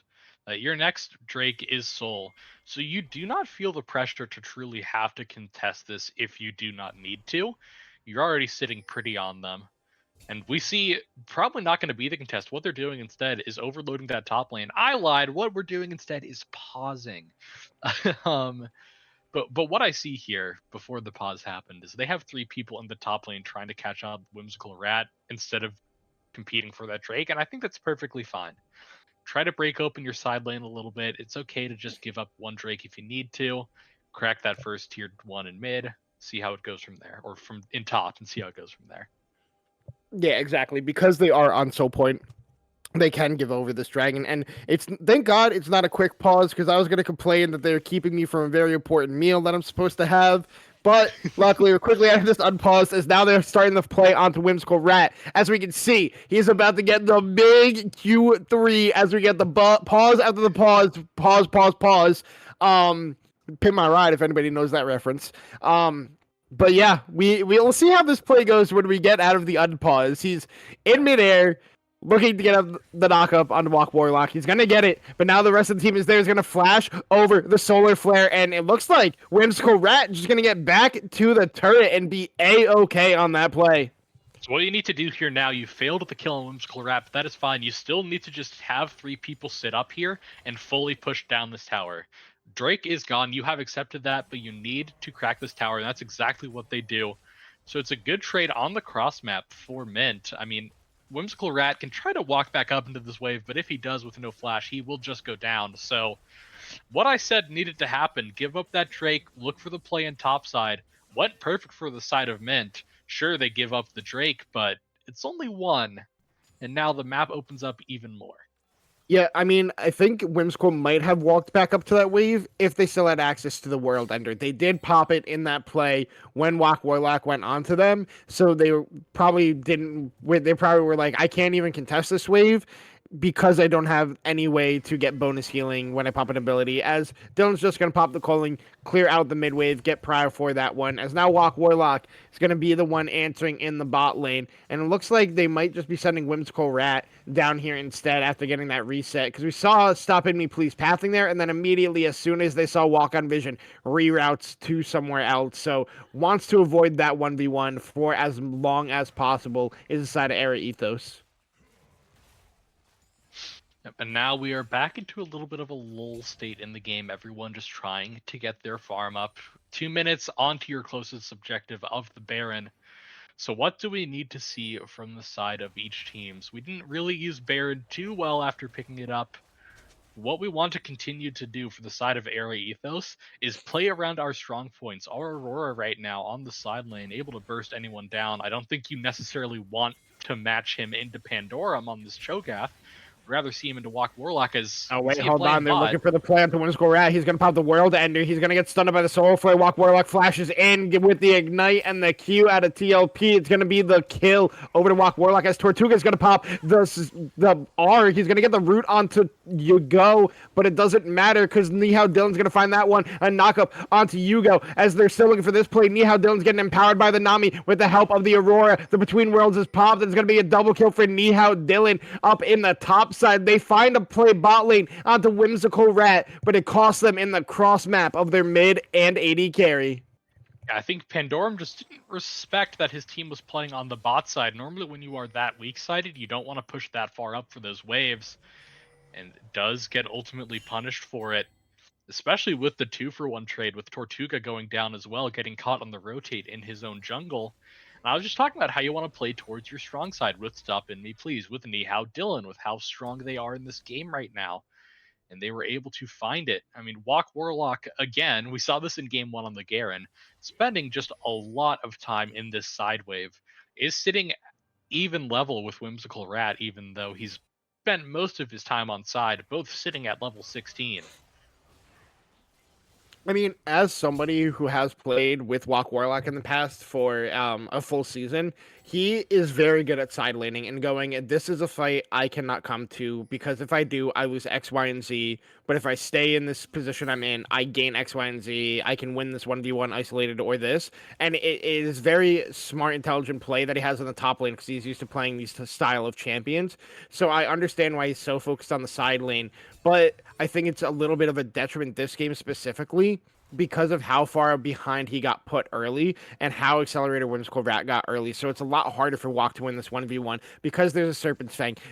Destroys the shield you get out of your W out of Yone. He already has a I'm forgetting 80 grievous wounds item off the top of my head, but that's picked up now for both of them. So less healing coming out in the isolated 1v1. We can see here the way Walk is playing it. He's just looking to kind of use the Yone abilities as poke damage onto Whimsical Rat before he looks to go in for a long extended trade. As Baron is spawned, both teams getting vision around there, but the real eyes for both these teams is on this dragon that spawns in a minute, and it actually for Area Ethos might be on to Walk Warlock in the spot lane. Walk Warlock, we see him on the sideline. All right, again. the World Ender is popped. He's going to use the ultimate. Tortuga now caught off by Stop Enemy, please, taking a lot of damage. Walk Warlock's going to try to run this one away, but the rest of the side of Area Ethos is looking to wrap this one around. Nihao Dylan's going to get the calling out. A lot of damage on the work. Warlock is going to cancel it as the Immortal Shield Bow is popped, but it doesn't matter because Nihao is going to be able to pick up that kill. But we can see immediately in the cross map that the side of Mint Hazard has started up the Baron. The rest of the team is going to have to run up there as Stop Enemy, please, is going to take a reset and look to TP in on this one. The Baron is going rather slowly. It is only at 7k, but you have Smite Feast, so your threshold for execute is so much higher, and this is just going to be taken by the side of Mint Hazard. We'll see if there's a fight to happen out of Area Ethos as Yugo goes in. Stop Enemy, please, is TP'd in. A lot of damage is coming out there. They're going to use the Solar Flare. It's only going to hit onto Yugo, but Pandorum's already dead, as now in the backside, the Bardo Jr. Volibear is running away as Yugo is back into the team fight. Notorious TLP is trying to Seventh Blade his way all around this one, as they're only able to escape with 2 Baron buffs on the side of Min Hazard. And that's a 4v5 that they took at the start of that Baron take, by the way, and they were able to win out on it. It's a great pick on Walk Warlock on the side lane, and now 3 people overall have lost Baron because of that pickup. I mean, it's a great play for Era Ethos. You're going to be able to walk down to this Drake as well, deny the soul again, crack a mid-tier 2, and I mean, overall, the gold on the map taken for the side of Era Ethos off the back of this play is huge. They're now looking at 4.5k up, but as I say that, Whimsical Rat may be caught out a little bit too far. Yeah, we'll see what happens. Gonna pop the World Ender. Bardo Jr. has actually found Nihao Dylan. The backside Whimsical Raz getting a lot of healing from this one. Gonna flash away for the Feather Thorn, but a 3-man Fate Sealed out of Walk Warlock turns the play around. The big shutdown on Nihao Dylan is gonna go into the back pocket of Tortuga, and Walk showing his heroics. Yeah, we get a little bit greedy trying to take every single jungle camp away from Mint. And we see Whimsical Rat and Nihao Dylan just overextended. Yugo was back at the Drake, just trying to continue the Drake stack. And ultimately, their team being disconnected is what gets them caught out. And now, on the side of Mint, you now have a play for this mid tower. You have 4 people stacked up. Only person here to try to stop it right now is Stop Me, please. It's not going to be close to enough wave clear to defend that tier 2 tower, and that will fall. And now, we're going to see it again. Are we greeting too much for these jungle camps? Look like Bardo Jr. will take a huge chunk, but will be able to run away. Yeah, and I mean, yes, the side of Air Ethos got greedy on that play where they gave over a big shutdown on Nihao Dylan over to Tortuga on the Xayah, but in trying to keep it positive, they did get Dragon, and they did stop the Dragon stacking, as now Mint is going to be able to get out of this one, and it's going to be another slight lull state until one of these neutral objectives spawns in the next 3.5 minutes. But I think, yes, you were over-aggressive as their Ethos trying to steal away those cams. I think the second you see the Hex Tech gate come through, you just have to leave the area immediately. Like, don't look for the play, because you don't know how many people are actually coming through that portal. You don't know if other people didn't take in the area around. Just back off, play it safe, look for the next play, because you're already getting Dragon in that play, and you already got a lot of gold. Don't overforce it and give a lot of gold back to the enemy team. But it is now, because of those shutdowns, only about a 3k gold lead for the side of Area Ethos, and Tortuga still puts out a lot of damage in these team fights on those 4 items, so gonna have to keep our eyes on him when a team fight does break out. Yep, and as we said, we are in a little bit of a lull state until this next objective probably spawns. Walk Warlock is going to go in for a little bit of damage, but Soul Unbound back does not let him continue his trade. And as we are looking at these items before this next objective spawns, Stop and Me Please, almost at that death cap, and Nihao Dylan very close to his 5th item as well, looking to complete those to get themselves nice little item advantages before those objective spawns. We also see GA coming out from the Jarvan and from the Lucian now. So those initial picks that Walk Warlock may be able to have with his ult are going to be a little bit weaker. Yeah, Nihao Dylan going for the full Guardian Angel before picking up the likes of an Infinity Edge, wanted to go defensive just because he knows how much carry potential he does have in those team fights. So if you go a little bit defensive, might be able to carry a team fight a little bit later. But it's also good because the way the side of Min Hazard's team comp wants to play, they kind of want to find one target, burst them down very quickly, and then continue the team fight forward with the lethal tempo stacked up on the Xayah. But if you have Guardian Angel, it makes it a whole lot harder. So I like the purchase out of Hugo. I like the purchase out of Hunter. Hunter, oh my god. Nihao Dylan to pick that up early as well. But you can see Tortuga went with the opposite approach. He went for IE before going for that Guardian Angel. He also got the heal cut instead of the pure armor pen one instead of Lord Dominatrix Guards. He got I forget the name of it. I believe I'm it's Last not Whisper. No, Last Whisper is the component item that builds into both of them. It's LDR and Mortal Reminder. Oh my god. All right. Wait. Yeah, it is Dodge Bow. I was right. Okay, I was literally about to say what is the new starting item name. But regardless, I don't like Mortal Reminder that much. I think, LDR is just such a better item to purchase. Now Whimsical Rat is actually going to get caught here. A lot of damage coming out. Fate Sealed is going to be buffered and not be able to hit. Now Bardo Jr. is going into the backline. He's trying to kite this one out. They're able to pick up 1 kill on to Whimsical Rat, but it's traded for Bardo Jr. And now Walk Warlock is getting caught on the backside. You can see Hugo has caught 2 in the Cataclysm, and he's going to pop into the Zonias. And now Stop Me Please look for the outplay. He's going to be able to pick up the kill on to Tortuga. They're going to be able to find the kill on to Notorious TLP. And now it is Pandorum against the world. Nihao Dylan is trying to kite this one out. Slide and glide everywhere in this one. Stop Me Please is looking for the Cho'Gath. They don't want them to get away as Culling is popped to clear the wave. They're looking to get this kill and potentially end the game as Pandorum flashes forward, goes for the feast, but the healing is there out of Mr. Geeky. It is an ace for Era Ethos, and they're looking to send us to a game number 3. It's a beautiful play from Hugo in that team fight. EQs and Cataclysms the backline, making Tortuga just sit back there all alone. Sure, the GA pops for Hugo, but you bought so much time for your front line to just take out the Aatrox, and now we're going to be looking for the end. Bardo Jr., we're going on a bit of an adventure. We're flashing towards the enemy base. We're not playing to the right side. He's going to go down. This may just be the end. Actually, okay, we're going to Hexgate out. We're not going to overextend. So, we have, okay, quick little restock. Drake is up. Baron is up. Looks like we are going to be walking towards that Drake again to deny that soul. I imagine after this Drake is taken, we get our resets. The huge gold that we just got in our back pockets can be spent, and then we can try to look for the end of the game. It looks like the side of Mint is still looking to contest for this one. Tortuga is on the way with Notorious TLP. Walk Warlock is in there, but the Dragon's already gone. They're going to have to back away from this one, and we see them immediately do that. But like you said, Era Ethos going to look to recall, spend all that gold they got. Like I said, Nihao Dylan now picks up the Infinity Edge and another BF sword. You have a Blighting Jewel in inventory here for Stop Me Please as well. The Death Dance picked up for Whimsical Rat. 3 items here on Mr. Geeky on the Tsunami. Mikhail's Imperial Mandate, Moonstone Renewer. A Frozen Heart picked up as a 4th item here for Hugo. They're going to look to take this Baron and send us to a game 3, but Mint might have something to save for it. They're taking resets now. We'll see what happens when both teams actually start to prep around this Baron area.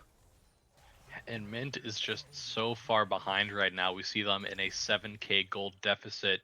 If we're looking at the side of KDAs purely, it's not looking great for Mint. The only positive player on their team right now is Tortuga, and it really hasn't ballooned up much after this early game. Only sitting at 6-4-2 right now as Pandora may be caught out on the top side. How Dylan does a lot of damage onto Pandorum, and the Zenith Blade out of TLP does not connect, and Pandorum's below half HP. He's looking to recall before anything breaks out here. Very well played by the side of Air Ethos to get as much damage as possible there.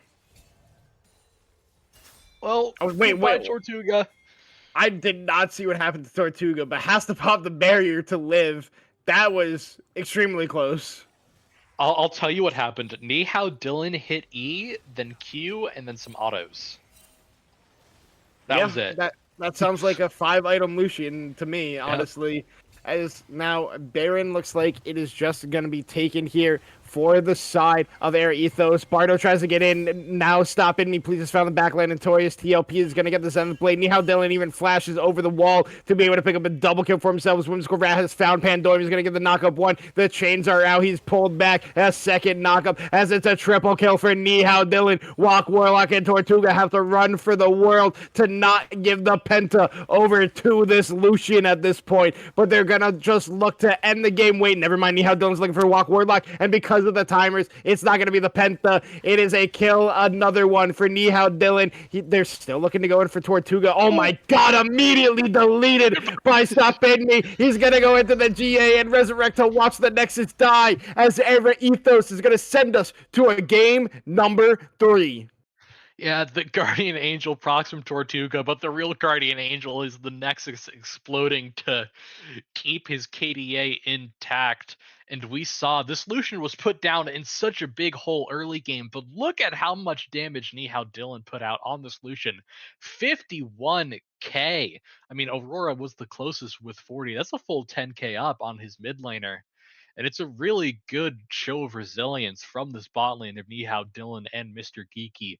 Even being set 0-3, 0-4 behind, they still found their way back into this game. Yeah, I mean, Nihao Dylan started that game 0-3 and ended 18-4-4. And the play where that happened was that dragon fight, the first fight that Air Ethos really took and won. He got 5 kills, got so much gold influxed into him, and then immediately took over the game. And that is just also credit to the entire team for playing that dragon fight extremely well. Whimsical Rat with the TP flank, Stop Me with the flank on the Aurora as well, but Nihao Dylan's the one to benefit from it, and he says, guys, I appreciate everything you did for me to get me these 5 kills. I'm going to make sure it was worth it, and he does exactly that. And you know, you, Pelly, were slightly favoring the draft that Mint Hazard had going into this game, but Air Ethos showing that this draft can work if the right people get fed, similar to what we thought for game number 1, but actually working out this time around. Yeah, as it turns out, I am just a big fat liar, apparently. I'm happy to be proven wrong, though. That means we do get the game 3 here. This is, I believe, both sides for week 1 and 2, either 2-0'd or 0-2. So this will be their first game 3 of the season for both teams. All right, excited to see how that one goes. So with that, we're going to head to a short break as we wait for teams to get ready for our final draft of the night. So don't go anywhere. We'll be back in a little bit.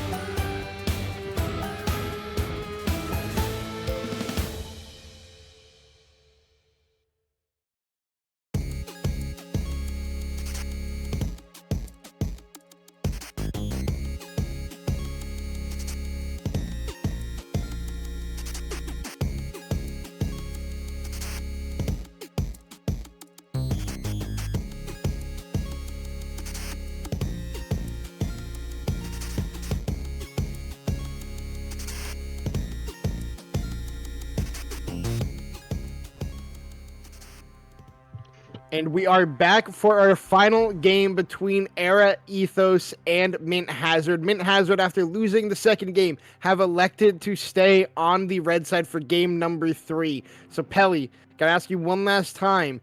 Well, before I even ask you, we already have a change in bans as Seraphine is left open. So, besides the potential Seraphine B1, what would you like to see change in this draft? Smolder was left up too. Oh my god. I would like to see Smolder first picked. Into Ash Seraphine out of Mint Hazard? Yeah, I mean... Oh my god, we're so good at this, Pelly!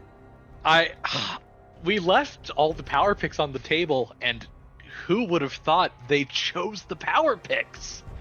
Who could have seen this coming? Ash Seraphine saved until the game 3. Smolder, again, we talked about it in the last draft, still super strong.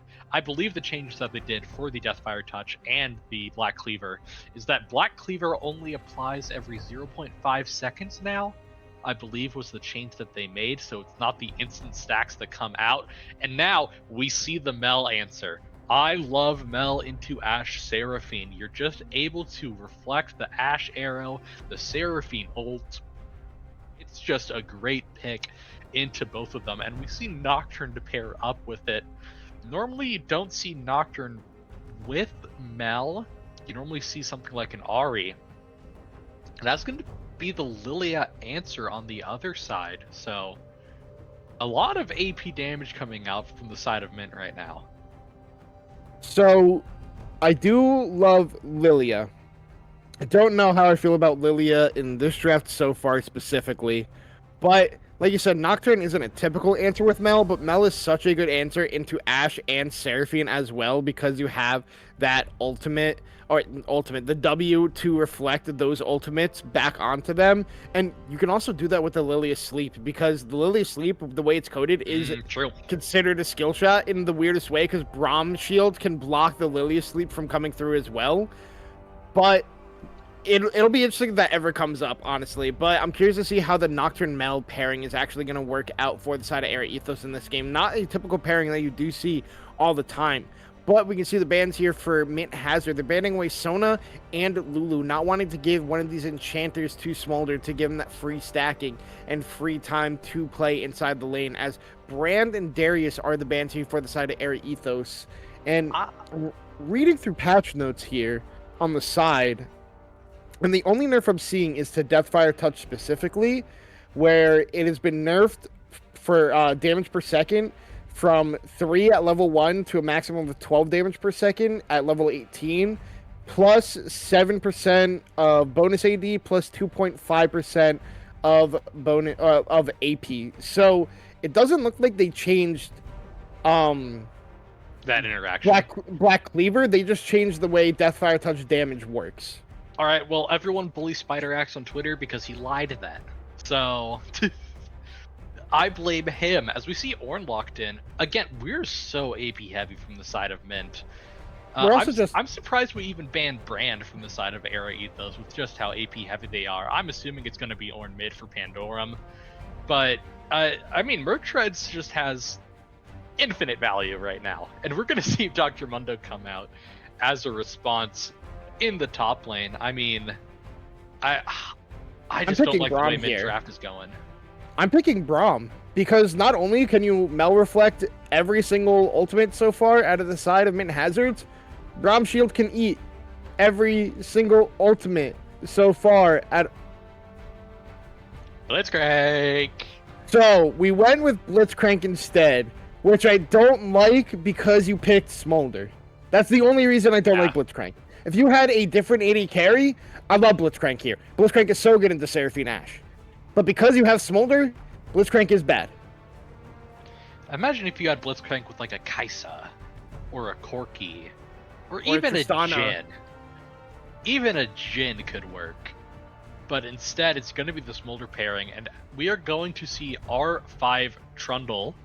That's going to be top lane for Walk Warlock, and it's going to be the counter pick into the Mundo. It's another pick that Walk Warlock has in the top lane to sort of just sit on side lane and try to push it its advantage. If that is the plan for Mint in this game, I want to see Jungler pathing up towards Walk Warlock on the Trundle to get him that early lead, so he's actually able to put that pressure down. In game 2, we didn't really see that happen. He didn't have a huge early lead that he wanted. The split push just never worked out for him. Yeah, I agree. Walk Warlock is very good at the split push champions, but you have to give some attention and some love to him to get him that big advantage that he's looking for. Because if he gets like 2 kills early onto this Dr. Mundo, he will just absolutely take over the game and be forced to be reckoned with and be answered all the time in the side lane. When then, if you have a strong 4-man unit, which you do as the Cyberman Hazard with the composition that you drafted, you can look to just outplay the team fights. Because in theory, Nocturne's going to be trying to go to kill that Trundle to help out his Mundo, and then it's a 4v3, you pull the trigger in the mid lane and turn the game around in that way. So definitely very interesting draft from Min Hazard. I'm not surprised that it is the Ornn mid, because like I said, Pandorum is one of these tank players, but Era Ethos going with maybe a little bit more traditional, untraditional, with the Nocturne Mel being a combo, the Blitzcrank Smolder. But I gotta ask you, Pelly, we are in game 3. This is the final drafts we're gonna see tonight.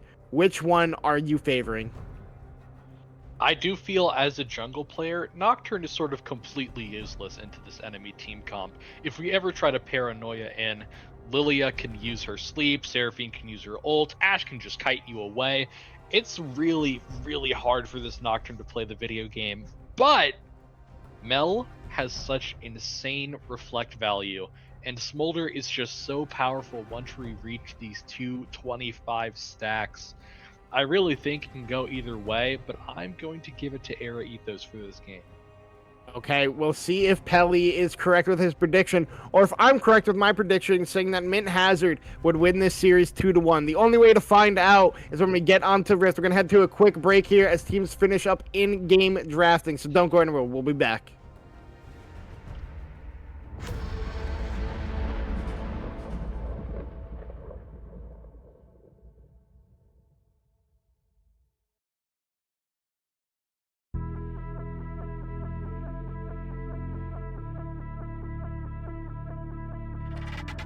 Just don't let it fade. Don't let go of your face. I think that you know. You hate that bitter taste. Falling again. All the lessons you learned. Eyes wide open. This is your moment. Turn away. Feel the pain. It's your fate. Celebrate. We gotta stay awake.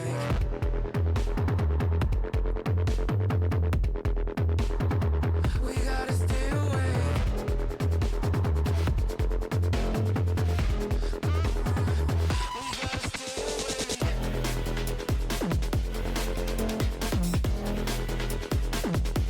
We gotta stay awake.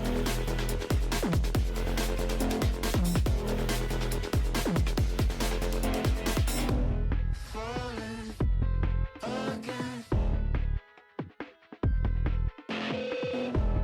Eyes wide open. Go get your freedom.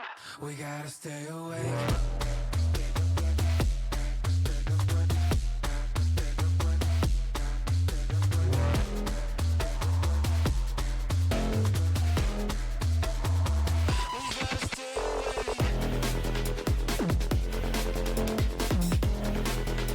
We gotta stay awake.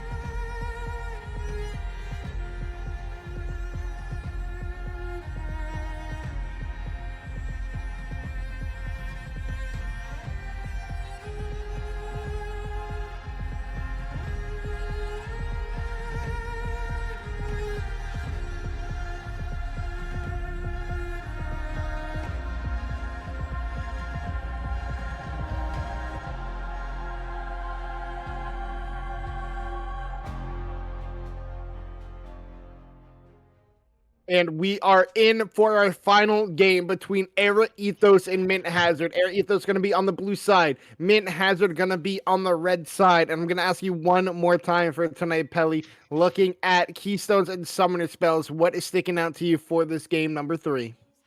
Nothing! I lied. Pandorum has the Summoner Spellbook in the mid lane on this Ornn.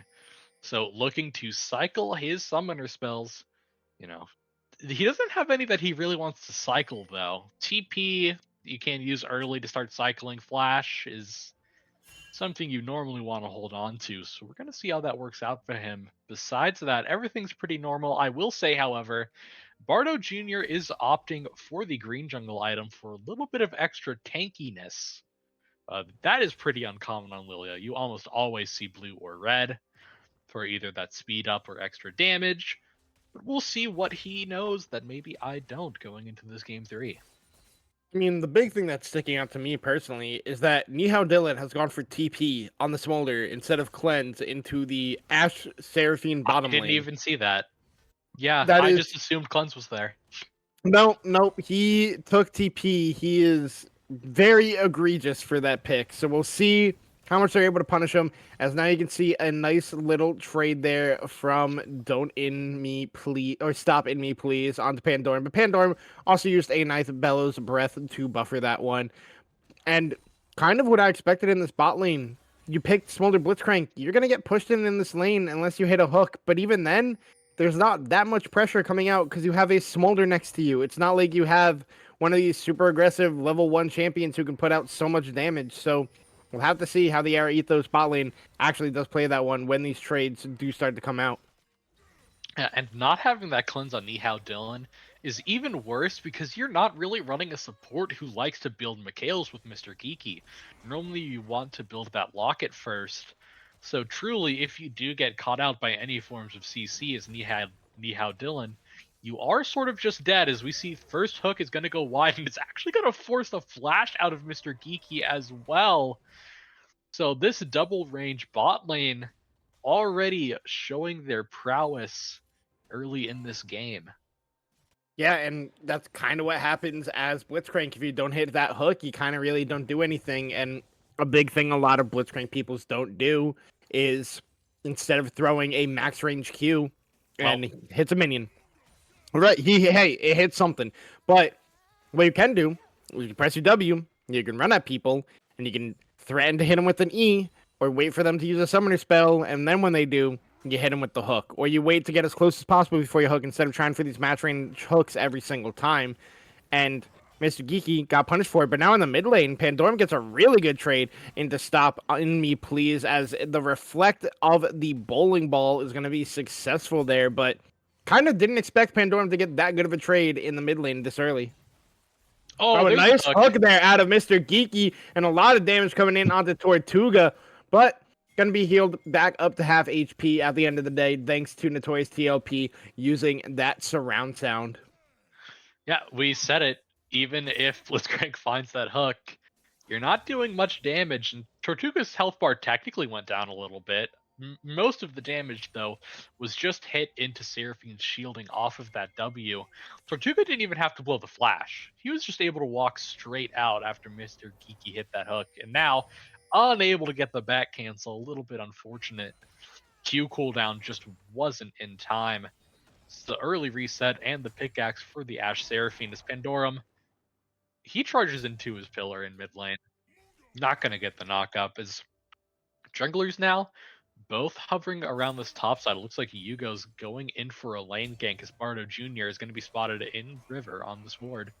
Oh, and a nice use of the pillar there out of Walk Warlock to pop the passive out of Whimsical Rat. But a big thing I wanted to talk about, which I kind of didn't expect, is the CS lead in the bot lane for Nihao Dylan over Tortuga. It is that double range bot lane that you have on the side of Mint Hazard, so you would expect them to have the CS lead, but somehow Nihao Dylan has found himself in a 10 CS lead in this lane early on, so performing very well in what could be a very dangerous lane as the knockup does come through. For Pandorum gets a very good trade there.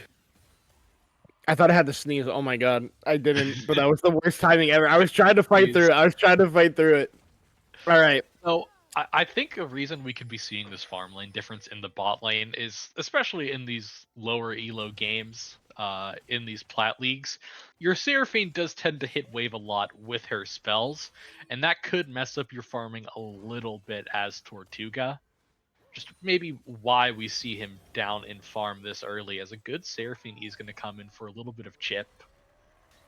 Oh But wait, Warlock is nothing looking for the after. all-in in the top lane. Maximum dosage was popped, but so was the Subjugate and the Ignite, and Warlock able to just pick up the ISO 1v1 kill in the top lane, as now Mr. Geeky looking for the play in the bot lane, doesn't run past the minions, and Yugo should have been spotted on those, but now Bardo Jr. has found their way into this bot lane. Neither jungle level 6 just quite yet. We talked about in this draft phase, Warlock loving to play these split push champions, want to see him build up his early leads a little bit better. We thought that would come in with some ganks. Instead, he's just able to find the solo kill onto Whimsical Rat. You said it, with the Subjugate and that Ignite coming out. So now he's going to get that reset for Tiamat, going to be able to shove the lane as much as he wants with that proc. Now the Mundo is in a little bit of a hole. He has a refillable potion to help himself sustain in lane a little bit, as Pandorum also gets his reset for the Spectre's Cowl. So again, the same thing that we saw on Cho'Gath in Game 2 is going to happen for Pandorum again on this Ornn Game 3. We get that Spectre's Cowl first item. A lot of the poke damage from Oh that wait, the Mel is not hook gonna hits in matter. the bot lane onto Tortuga, and now a lot of damage coming out. Tortuga's gonna have to flash away from this one. Ignite is down. Nihao Dylan flashes in. He's looking for the auto attacks, but Notorious TLP flashes, follows, gets the heal down with the surround sound, and they're able to turn that one around. Tortuga and Notorious TLP are victorious in the bot lane. Notorious TLP flash healing to save Tortuga from the evil dragon that is Nihao Dylan. Also getting the W and down in time for the extra shields. As Warlock is now making a play in top lane. Nocturne coming though. Oh, wait, the paranoia is out. Warlock gonna have to flash away from this one. Yugao did not buffer the fear tether, and now they're looking to turn this one around. Yugao is gonna have to flash away, and now it's Bardo Jr. looking for a bowling ball. It's not gonna hit, but I am surprised that the tether wasn't there immediately for Yugo on to Warlock, but he's able to escape the play. Yeah, no, I think even if Tether went down, he still would have been okay, but definitely would have been an extra little bit of chip damage, which could have helped Whimsical Rat in his lane. Now we see Blitzcrank, he's on the roam. My ADC died once, I'm done with this lane, man. I'm already gone. We're up towards Grubs now. I don't think they're even spawned. They're just sort of up here, just setting up for it already. And we do see Seraphine with a very late rotate now coming up to try and defend, but by the time she gets there, they're already gonna be gone. Instead, we're gonna change our direction of focus towards that Drake. And this is a smart play out of Era Ethos, because yes, you are losing Dragon number 1, but you're not giving triple Void Grubs over to the Trundle on the enemy team. So it's a very smart play out of them. I am a fan of it, even though Grubs value is extremely low. Everybody knows like Void Grubs are like a consolary prize. It's a trophy you get for getting 12th place. But in this game specifically, where a team is actually able to abuse the Void Grubs, it makes a lot of sense to take that away. Tortuga's actually going to get hooked to the bot lane again. Mr. Geeky's able to find that one as the mom comes out, and Mr. Geeky's going to get the kill onto Tortuga. It's the revenge for the Blitzcrank here. TLP not there to save his ADC this time. Tortuga gets caught out by the hook shot. Nihao Dylan and Mr. Geeky able to clean up the kill, and now they're going to continue to build that farm lead from that kill. Going to crash in that wave down in bot lane. Ashe is going to miss a little bit of it. So continue to building those small leads for Smolder, and that's not something you want to see as the side of Mint. You don't want that Smolder to be ahead early. It's notorious that Smolder's worst phase of the game is this early game, but right now, finding himself in a comfortable lead against Tortuga, is stopping me please, is doing his best to try to get the poke down in mid lane, trying to keep his advantage there. Yeah, and speaking of Notorious, I'm not really sure why Notorious TLP was so behind that play, because he didn't fully roam up for the Grubs. They were given over. Dragon was taken at a couple seconds after, but Mr. Geeky went from the Void Grub area all the way down to bot lane before Notorious TLP went from Dragon to bot lane. So I'm not sure exactly what happened for that play to be able to be a success for the side of Air Ethos, but I mean, you'll take it. Obviously, you would want the kill onto the Smolder, but at the end of the day, you get a kill onto the enemy AD carry. You continue to grow your farm lead, as you said. So, definitely a win for the Air Ethos bot lane. I like Walk Warlock, man. The downtime in lane, he just spent dancing in a bush. He wasn't even on a ward for most of it. He was just standing there dancing. He just does it for the love of the game.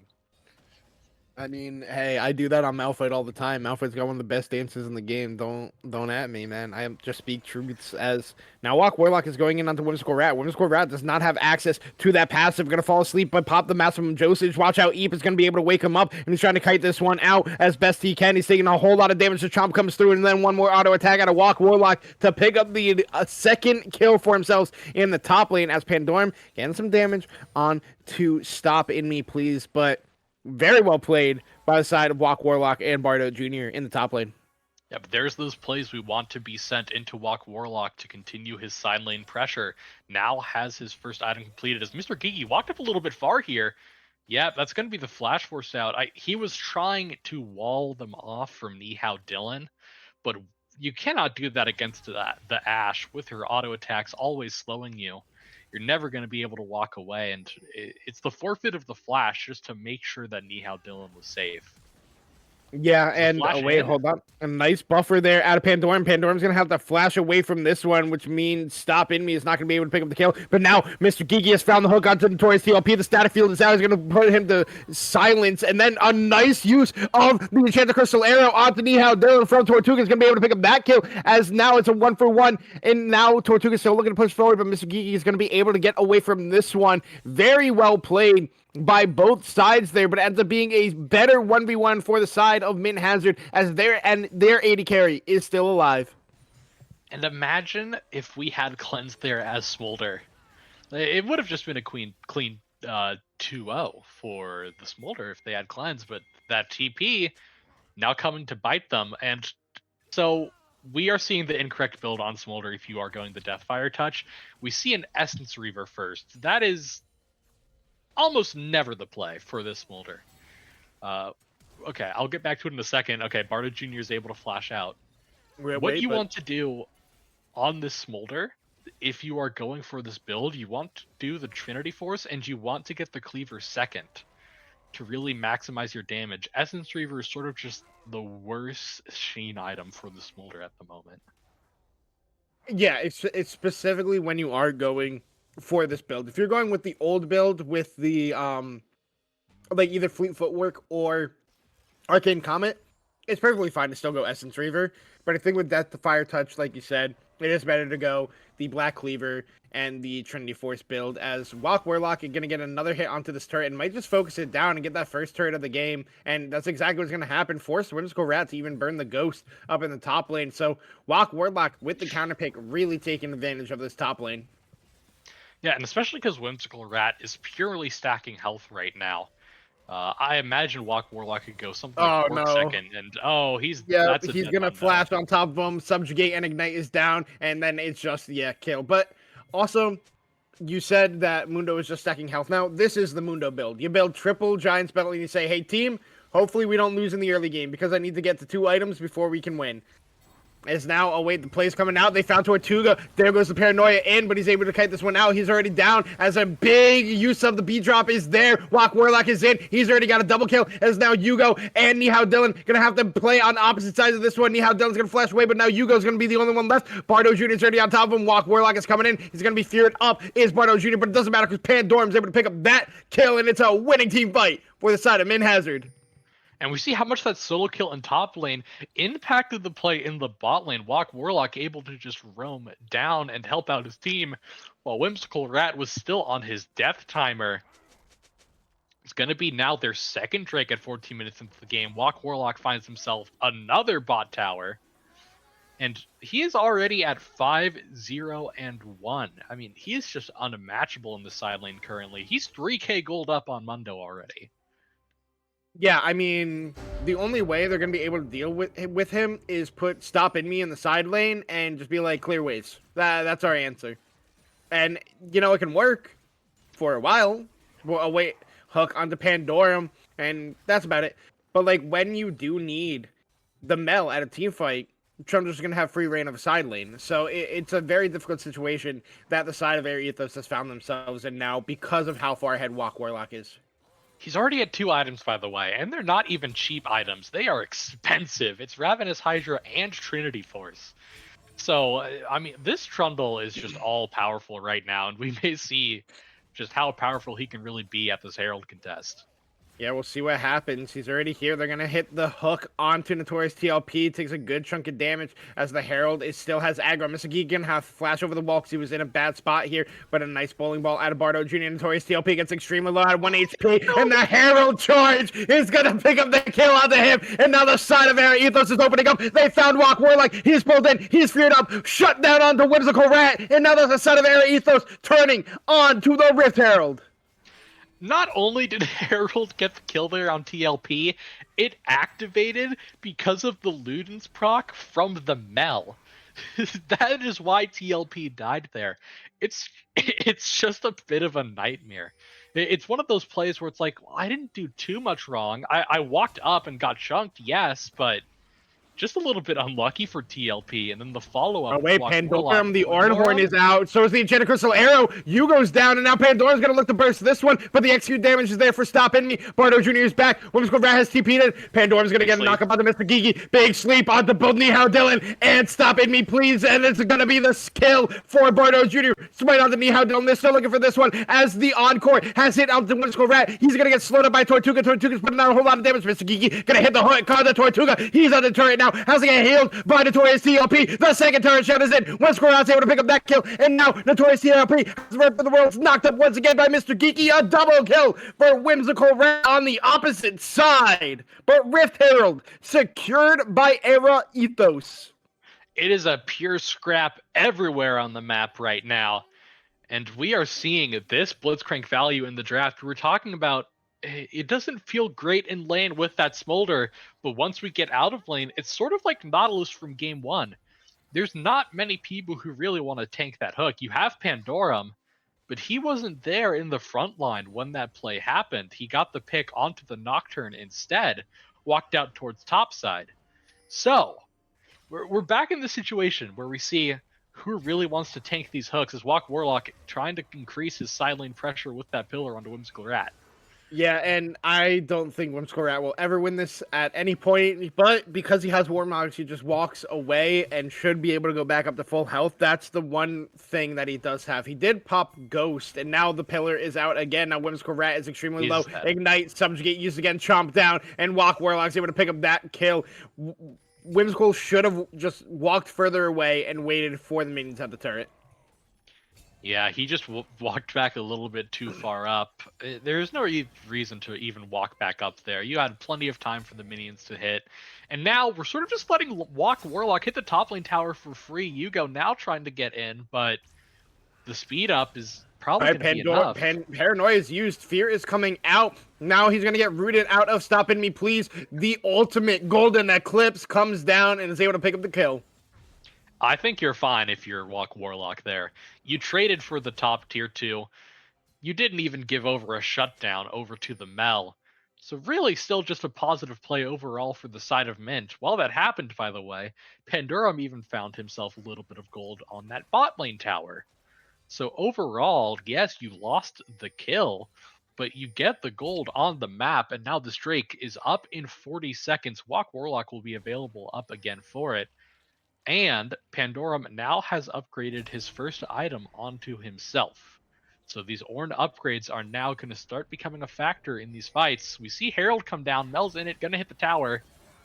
All right, the beat drop is used, reflected immediately, and now they find some damage on Bardo Jr. There comes the Ornhorn, it's 2-man, and followed up by the Encore to find 3! Now Nihal Dylan's rooted up on the backside. Tortuga's already gonna find Stopping Me, Please. Yugo flashed away, and now he's trying to kite this one. Now he's gonna be put to sleep after using the flash. They're gonna find another CC route. Mr. Geeky gets the taunt, the hook to keep his mid laner alive just a little bit longer, but it doesn't matter, because Mint Hazard dominates the team fight. They're gonna pick up and put themselves onto Dragon Soul Point, break open mid lane with Walk Warlock, and have firm control over game number 3. Pandorum and TLP teaming up for the ultimate wombo combo. It's a beautiful ult by TLP, getting the 4-man charm. And once that hits, there's no hope in your team fight. You didn't even need Walk Warlock to clean that up. As you said, it's going to be the Drake Taken Ocean Soul now going to be up for them in 5 minutes. That tier 1 tower is down now as well. And Era Ethos is going to be grasping at straws here. All you can really do is play with Mr. Geeky, try to find someone caught Oh out, and no, maybe they that's have here. found Bardo Jr. Paranoia is in, gets feared, hooked back by Mr. Geeky, and then it's just so much damage. There's going to be a shutdown, another knockup from the Power Fist into the static field to silence the Seraphine, but he's still going to be able to kite this one away, has to use Flash, but it's a great pick by the side of Era Ethos. And before we get any more action, I'm going to ask my lovely producer to give us a Smolder stack check at this point in the game. We haven't checked in on this in a long time. We're at 219 stacks. So Okay. we are literally about to be at that threshold. We're basically there. And we do see the Black Cleaver coming out second now for the Smolder. I expect Spear of Sojin is normally the third item on this build. We'll probably see that come out next. And Walk Warlock, we're bush cheesing a bit. We're going to use the Eating at the Mundo shield and just continue to push down in this bot lane. So that is the big breakpoint for the side of Era Ethos. Is that Smolder 225 is going to make your team fights a little bit stronger. Will it be enough is the question to really turn them around. I was cut off by them finding a pick. As I was saying, what they need to do is find picks with Mr. Geeky. It was a great pick on Bardo Jr., but can they continue that pressure and continue finding hooks on these caught out targets? Yeah, and another big thing to talk about at this point in the game is Walk Warlock is on 3 items. And they're all designed to basically just win the 1v1 against the Whimsical Rat. He's got Bork, Subjugate, Ignite, Trinity Force, Ravenous Hydra. Whimsical Rat should never win a 1v1 against this isolated against the isolated Trundle. Like, there is just absolutely no chance. And look at this trade. This is one chomp in auto attacks. Yeah, he's having fun. Yeah.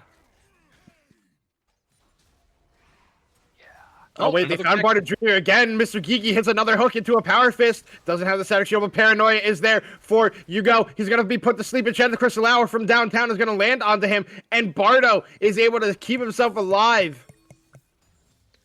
All right, the play doesn't work out, but it's what we need to be looking for. We need to just keep on sending that as Walk Warlock is going to force the Subjugate, not going to go for the tower dive quite yet.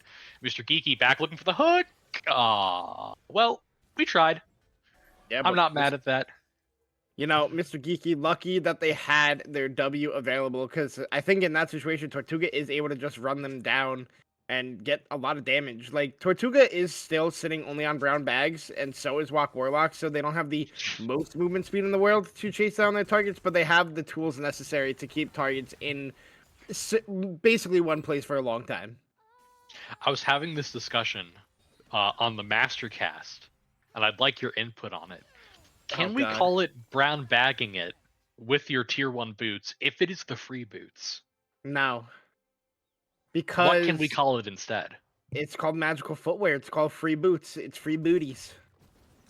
But the concept of brown bagging it just sitting on your tier 1s. But they give more movement speed than tier 1 boots. So they're not brown bags. They're better. They're like reusable Trader Joe's bags is like what they are. We're reusable bagging it. That's what I'll call it from now on. They're like reusable bags because they're better than a paper bag that you got to throw out every time, especially when I pour my soup into it. Anyway, as you can see, we're in a little bit of a lull state, so we're kind of just talking about anything right now. Big thing, Dragon does spawn in 40 seconds. If Mint is able to secure it, that is soul for them. They're already set up around it. Again, Walk Warlock is just going to sit on this side lane and push out his waves. And we are going to have to just send Hugo into face check. It is going to be the fight for the scuttle. But it's perfect control right now for the side of Mint. Have this river on lock. Should just be scuttle over to them. And again, how are you going to walk into this river without that priority? Actually, looks like they just really gave it up. almost dead in the side lane. Yep, he Oh. finally dies. I looked over, I didn't see Whimsical Rat's icon, and then I saw their HP bar at 0. But now they are able to find the engage from Yago onto the backside. Mom comes out over the top. They're able to pick up the 1 kill onto the Notorious TLP. And then Bardo Jr. gets pulled back in. It's a double kill for Nihao Dylan. But it doesn't matter because Walk Warlock is threatening to take the base. Stop in me, please, is TPing back up into the top lane. But Walk got so much turret damage done there. The soul stacking has been stopped by the side of Era Ethos, but Mint still has side lane control. We're contesting this for reasons unknown. All right, wait, Tortuga is on the backside, so we'll see what does happen here. He's going to have to be very careful about a hook coming out from Mr. Geeky, but Nihao Dylan's just immediately going to flash in. Tortuga's going to have to flash away from this one. Now Mr. Geeky gets the W active, gets the movement speed. Tortuga going to pop the barrier. The flap is there. Mr. Geeky just with a threatening aura helps Nihao Dylan pick up the kill. I'm having flashbacks to game 1. We're just contesting things that don't need to be contested, sort of throwing away our lead. If the call was for Walk Warlock to keep that split push on the top side, and we saw him solo kill Whimsical Rat, I believe that's why they gave up Drake control in the river. If that was the call, why are we walking back into the Drake trying to contest? If that's the call after we lose people at that Drake, why are we trying to walk in again to steal it? It's just a little bit of a disconnect from the side of Mint, and it's really costing them in these plays. It doesn't let them get the soul now, and it's going to give them a little bit of gold back. Only 3k gold up now. Yeah, and basically that gold lead in itself is all on to Walk Warlock, as mid lane turret's going to be picked up here. Enchanted Crystalaire is going to land on the Nihao Dylan. Notorious TLPA does have to flash away from the ultimate, but here comes the charm from the ultimate. Nihao Dylan almost picks up a double kill, and does, thanks to Deathfire Touch, and that is massive for the side of Era Ethos. Yeah, all of a sudden, the Smolder hit 225, hit his 3rd item, and we are online now. Pandorum is going to run them down and exhaust with the top lane. I think he's okay. Yeah. Oh, wait, the rest of the squad has shown up. He's going to try to get the Ornhorn out. He's going to be pulled out of it and not be able to get the R2. And that is just going to be stop in me, please, getting the shutdown onto Pandorum. Walk Warlock taking a couple turret shots, but he's regaining so much HP, and so is Whimsical Rat. He's looking to just take this turret in their face, and he is successfully able to. So the side lane split push still going strong for the side of Mint Hazard. All right, we need to pause and take stock in this game here. If we could get the gold lead flashed up just for a quick moment. Yeah, they have a 2k gold lead. The Trundle is up 4k. So all of your gold lead for Mint is on Walk Warlock. The question is, how does Walk Warlock play out the rest of this game and utilize his gold lead to let his team win? We've seen how much pressure he's put down on side lanes, but now the 4v4 team fights are starting to turn because of those Smolder 225s, and we're at an impasse, a decision here for Walk Warlock. Do we try to now group up with our team and find these team fights as our primary team's carry, run down that Smolder, or do we keep on trying to sit on these side lanes and get that pressure? Yeah, I also do think that Mr. Geeky has been a big factor in this game so far, hitting such clutch hooks out of... speaking of which, he hits another one, and Notorious TLP is just instantly deleted. But like I was saying, he's hitting these massive hooks, and now they're going to look for this play on Pandorum up in the top lane. He's going to flash immediately. He's going to try to get out of here with the use of the E, but he's going to get hooked back in by Mr. Geeky, and it doesn't matter that the Enchanted Crystal Arrow hits. Whimsical Rat still had the passive available, and now it should look like Era Ethos are eyeing up the Baron and looking to take control of a game they've been losing up until this point. Yeah, I mean, it should just be free Baron. I don't think Bardo Jr. should contest this at all. Walk Warlock is going to try to do his best. He's going to get the flash out of the Mel, actually, in the bot lane. Won't have that up for the next Drake fight, importantly, as Baron will be taken down here. And now these team fights just continue to turn in their favor. Mr. Geeky even running up on Bardo Jr. just for fun a little bit, hitting a knock-up. So we have 1 minute until this Drake comes up. The gold lead that you had on the side of Mint has completely evaporated. But the good news is right now you are first to set up around this Drake. You have your vision to come down. You have your angles to play. And looks like they're going to try to bush cheese, but there's only 3 players here. Yeah, they're looking for the play onto Yugo, and that could be massive. But Mr. Geeky and Nihao Dylan are in the area. Now, Bardo Jr. does have flash. There is a blast cone available. The hook is not going to hit, so he's going to look to just blast cone over the wall. And very luckily, their jungler on the side of Min Hazard does not fall down at this point, right before that Dragon Soul does spawn.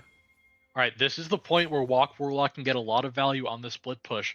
We saw Whimsical Rat already start cheating down towards that bot lane. Is going to have to immediately go back top and answer. But if Walk Warlock can find a good trade in the top lane with the chunk and then TP down, it's a huge advantage for his team. But you forgot that we had Baron up, completely giving up that Drake control. Just going to crack that mid tier 2 as Walk Warlock in that top lane is going to force out the subjugate. So again, we got the big chunk that we need from Walk Warlock. Now we can walk down to this Drake, maybe have a little bit of prio for our team. I mean, even then, I'm fine as the side of Min Hazard to just give over this dragon. Once again, it's not Infernal Soul. Walk Warlock should just be able to get this turret and then threaten to kill onto Whimsical Rat and could potentially threaten an end angle as well.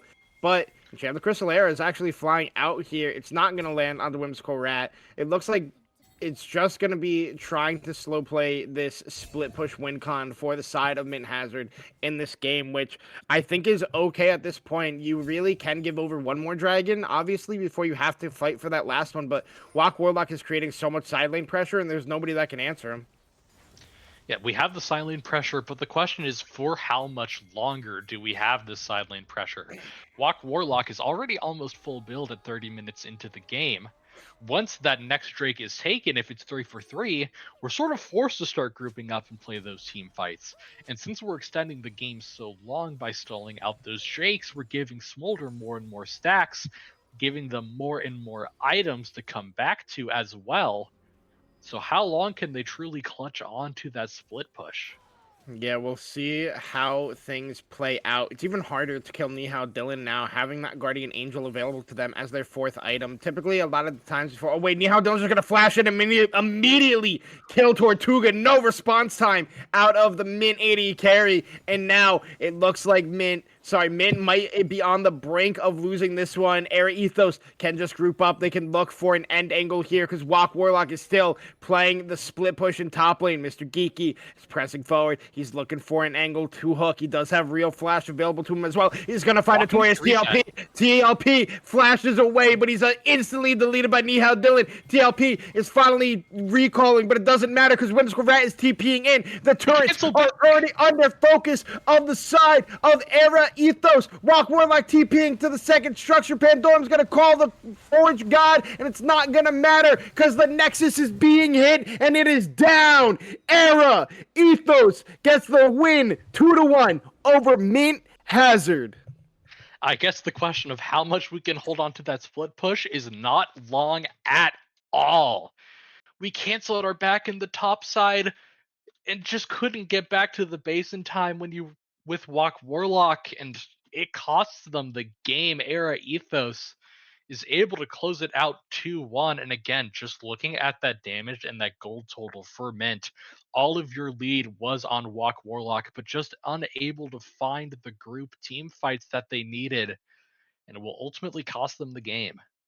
Yeah, and I think a big thing that ended the game so abruptly there and didn't give Mint a second chance is Nihao Dylan finding that flash kill onto Tortuga with the Baron buff still available. Tort just not having the response time to be able to barrier or try to flash away in response to the flash, which ended up just being the final play that cost the game over to Mint Hazard. I think both teams had some good performances, obviously, some very poor ones, obviously, but at the end of the day, you can't beat the results, and Era Ethos is going to be the team of the 1-1s getting the 2-1 victory here tonight. But Pelly, I got to ask you, we're going to all three games for the side of Era Ethos. Who is your MVP for this series?